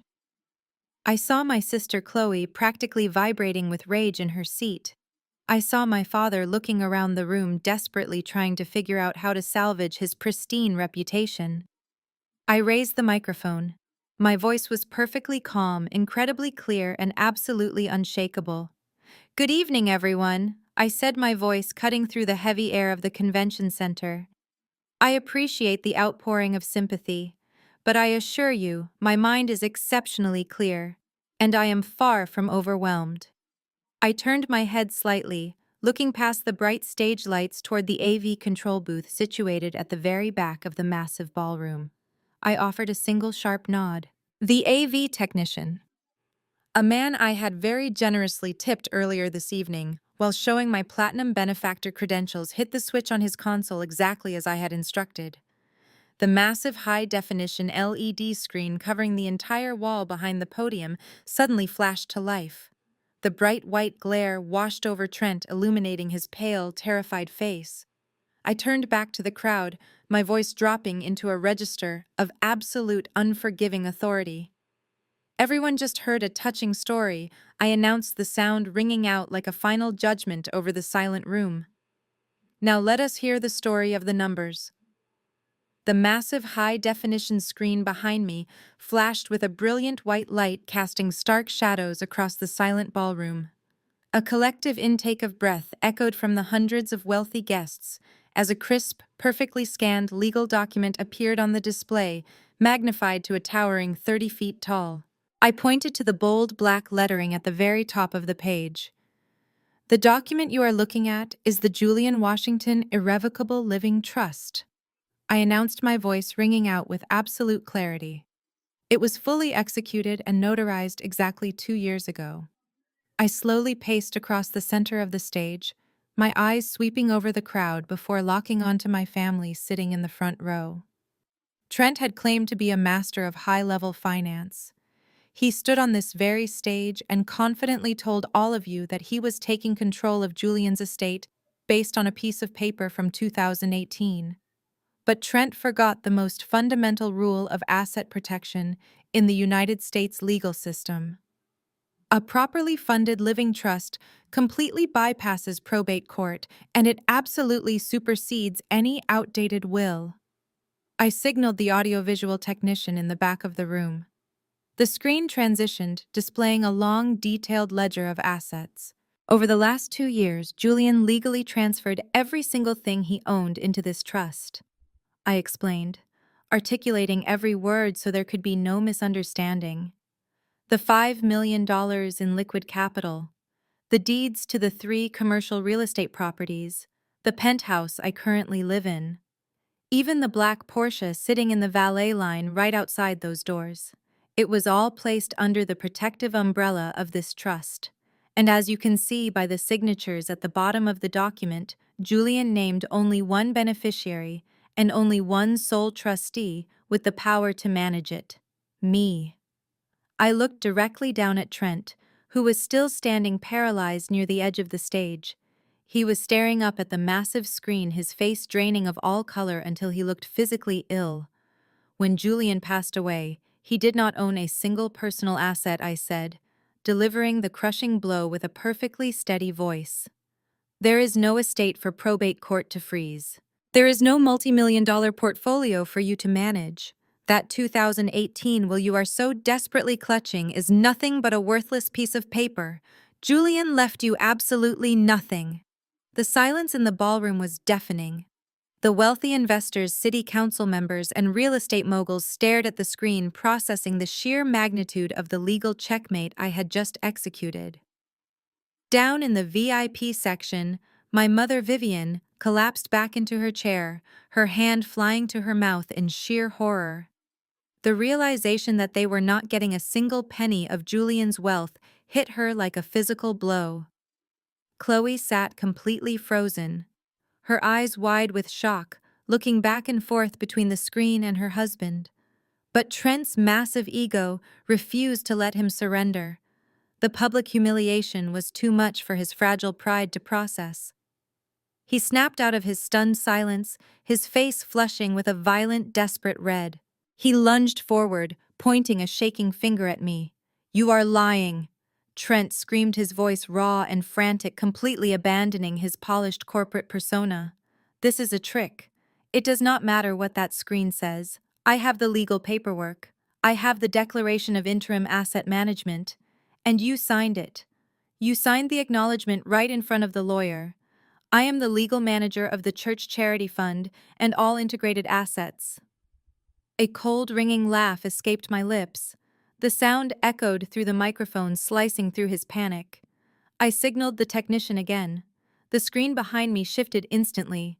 The massive display now showed the exact document Trent had forced me to sign in the law office just a few days ago.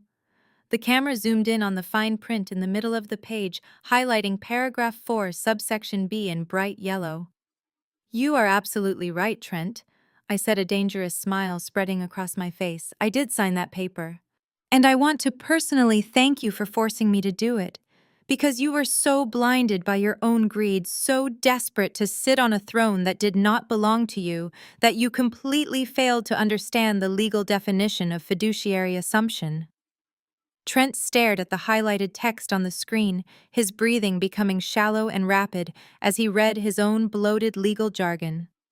"By signing that declaration and legally integrating your authority over the Pastor Silas Community Charity Fund, you did not gain access to my husband's wealth," I explained, making sure every single donor in the room heard me perfectly.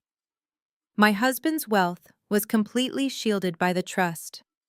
What you actually did, Trent, was legally absorb every single historical debt liability and financial encumbrance attached to my father's church. You officially told the federal government that you and you alone are personally responsible for the financial integrity of this charity." I did not give him a chance to respond. I did not give him a second to breathe. I signaled the technician for the final devastating blow. The screen flashed red. A massive, incredibly detailed forensic audit report filled the 30-foot display. It was a terrifying maze of red ink banking routing numbers, offshore IP addresses, and heavily redacted shell company registrations. It was the exact dossier I had handed to the FBI.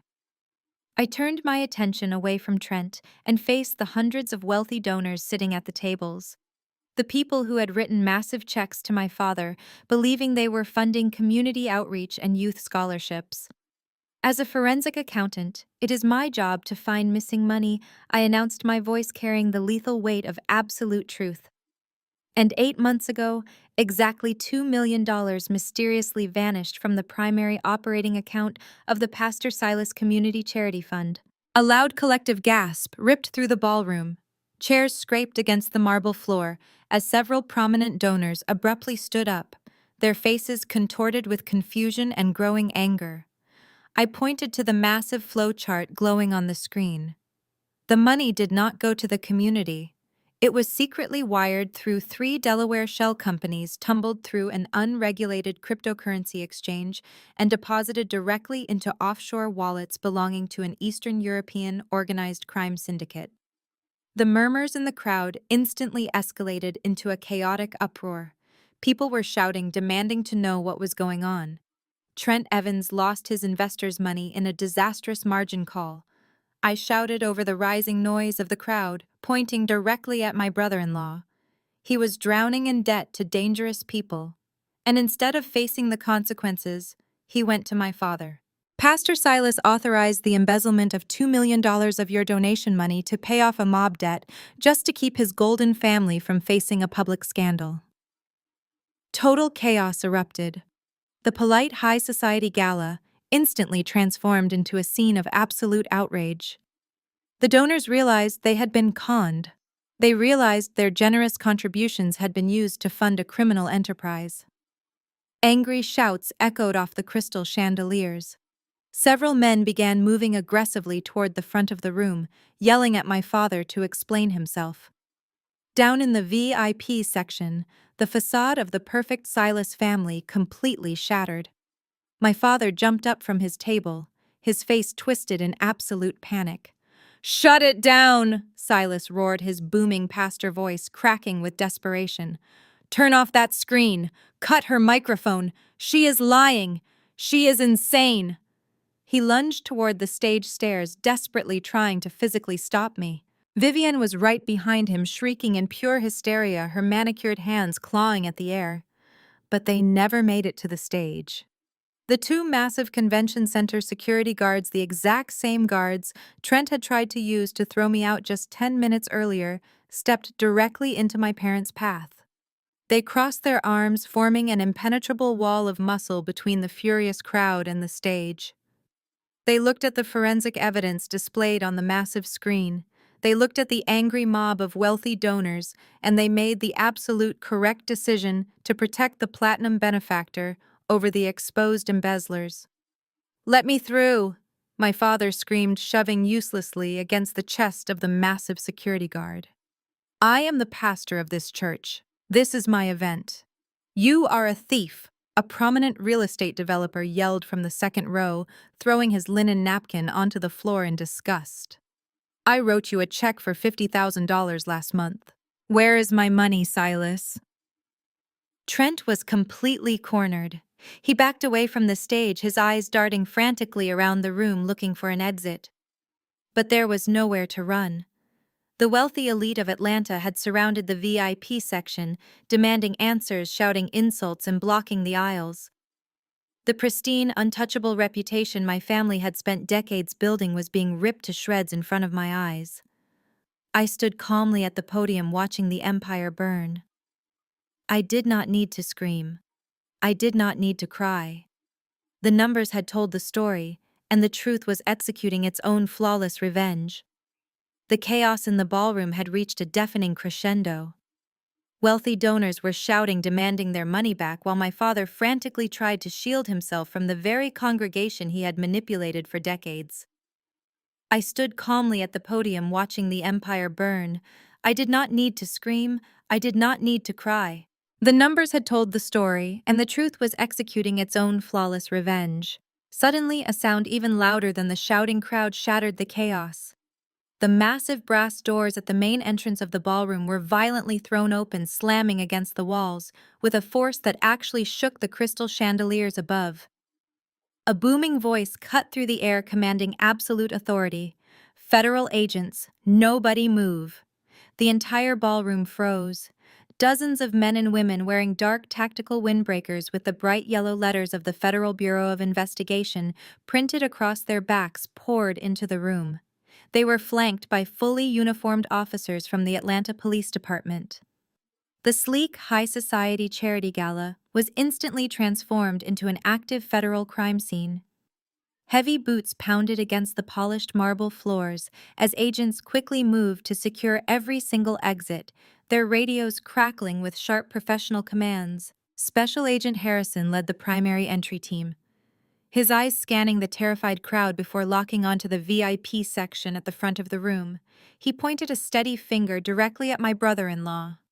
Trent Evans Harrison shouted, his voice echoing off the high ceilings. "You are under arrest for conspiracy to commit federal wire fraud, money laundering, and extortion. Get your hands where I can see them." Trent looked at the federal agents swarming the room, and then he looked up at the massive high-definition screen still displaying his offshore banking records. The arrogant, untouchable corporate titan completely vanished, replaced instantly by a terrified, cornered coward. He did not surrender. Driven by pure blind panic, Trent turned his back on the agents and bolted. He scrambled desperately over a linen-covered table, sending crystal champagne flutes and imported orchid centerpieces crashing to the floor, sprinting frantically toward the narrow catering exit behind the stage. He barely made it 5 steps. 2 massive federal agents lunged forward, tackling Trent with a brutal, uncompromising force. The heavy impact of their bodies hitting the hardwood floor sent a sickening thud echoing through the silent room. Trent screamed in shock and pain as the agents forcefully pinned his arms behind his back.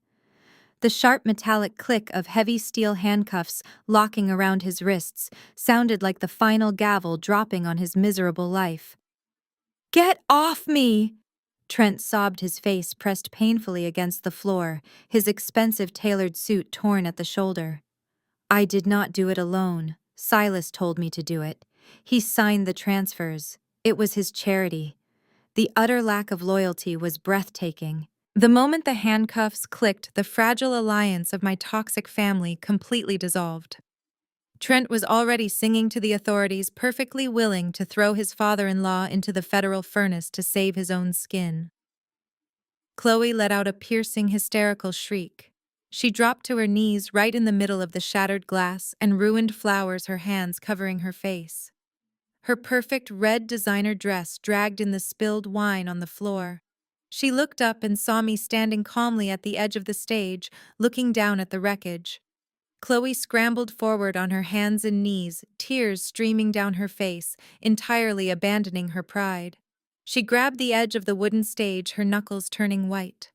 "Dominique, please," Chloe begged, her voice raw and utterly pathetic. "Please tell them to stop. Tell them it is a mistake. You have the money. You have the trust fund. You won. Just drop the charges. We are family, Dominique. You cannot send my husband to prison. We are your blood." I looked down at the sister who had spent her entire life trying to make me feel small. The sister who had mocked my grief, who had brought armed men into my home, and who had gleefully planned to throw me out onto the street. I felt absolutely nothing for her.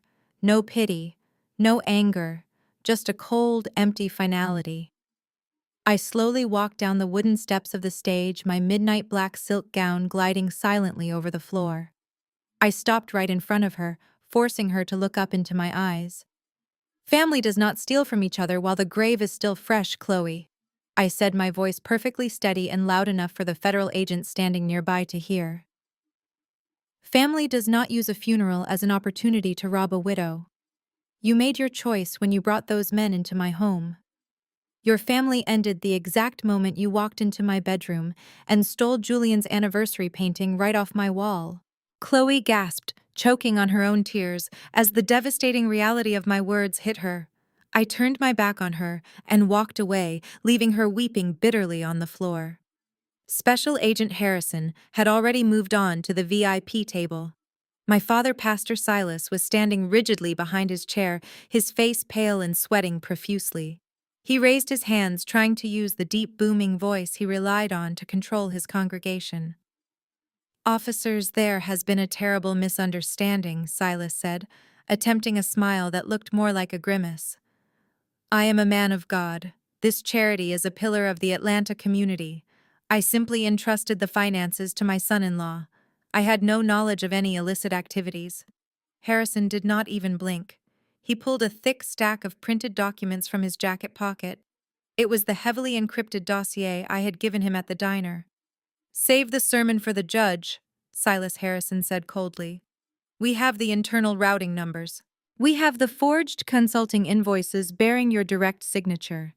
You authorized the transfer of $2 million into a Delaware shell company to pay off an organized crime syndicate. You are under arrest for embezzlement and federal racketeering." Harrison signaled to a uniformed officer who firmly grabbed my father's arms and pulled them behind his back. The cold steel cuffs snapped shut around my father's wrists.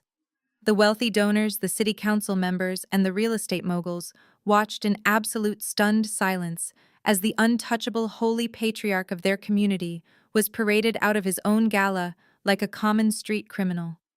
The fake empire of righteous perfection was completely, irreversibly destroyed. Seeing her husband in handcuffs and her golden son-in-law pinned to the floor, my mother Vivian finally broke. The sheer, overwhelming reality of her new life, a life devoid of stolen wealth, stripped of high society status, and facing total public ruin, crashed down upon her. She let out a dramatic, breathless wail, clutched her chest with both hands, and dramatically swooned backward. She clearly expected one of her wealthy socialite friends to catch her. Instead, the women she had spent years gossiping with simply took a step back in disgust. Vivian collapsed onto the marble floor with a heavy thud, the stolen diamond tennis necklace glittering mockingly against her neck. Paramedics were immediately called into the room by the police, but it was incredibly obvious to everyone watching that her fainting spell was nothing more than a desperate theatrical attempt to escape the crushing humiliation of the moment. I stood near the center aisle watching the authorities clean up the trash. Trent was dragged to his feet, still crying and screaming accusations at my father as he was marched out the side doors. Silas walked with his head hung in absolute shame, refusing to look at the angry faces of the donors he had betrayed. The flashing red and blue lights of the police cruisers parked outside illuminated the glass foyer, casting harsh, unforgiving shadows across the ballroom. My work here was completely finished. The ledger was finally balanced. I turned and began to walk toward the main exit. As I moved down the center aisle, the crowd of wealthy guests instinctively parted for me. They stepped back, opening a wide, clear path. There were no more patronizing smiles. There were no more whispers about the disgraced, helpless widow. They looked at me with a profound mixture of absolute awe and genuine fear. They realized that the quiet woman they had previously ignored was the most dangerous person in the room. I pushed through the heavy glass doors of the convention center and stepped out into the warm, humid night. The flashing lights of the federal vehicles painted the streets, but I completely ignored the commotion. I took a deep, cleansing breath, filling my lungs with the sweet, fresh air of Atlanta. For the very first time in my entire life, I felt completely weightless. The suffocating expectations of my toxic family were gone. The crushing, manipulative guilt they used to control me had been permanently severed. The young valet, looking thoroughly intimidated by the massive police presence, hurried over and handed me the keys to the black Porsche. I offered him a polite nod and a crisp $100 bill, the exact same bill my mother had thrown at me in the church pew last Sunday. I opened the heavy door of the sports car and slid down into the premium leather seat. I fastened my seatbelt and pushed the silver ignition button. The twin-turbo engine roared to life, a deep, powerful sound that vibrated through my very bones. I gripped the steering wheel, looking out through the windshield at the glittering city skyline stretched out before me. A genuine, radiant smile broke across my face, wiping away the cold, calculating mask I had worn all week. Julian was gone, but the immense strength and the unyielding truth he had nurtured inside me were going to live on forever. I shifted the car into gear, pressed my foot firmly against the accelerator, and drove out into the beautiful, limitless night, leaving the ashes of my family's empire far behind me in the rearview mirror. The greatest lesson here is that sharing DNA does not give anyone a free pass to disrespect your boundaries or steal your peace. Toxic relatives will often use guilt and tradition to keep you small. They expect you to crumble when they attack. But true power comes from quiet preparation and absolute financial independence. You do not have to scream to be heard. Let them underestimate you. Let them dig their own graves with their greed. When you stand firmly in your truth and hold the receipts, you never have to play the victim. You just balance the ledger. Have you ever had to cut ties with toxic family members to protect your peace? Tell me your story in the comments below and hit that subscribe button for more empowering journeys.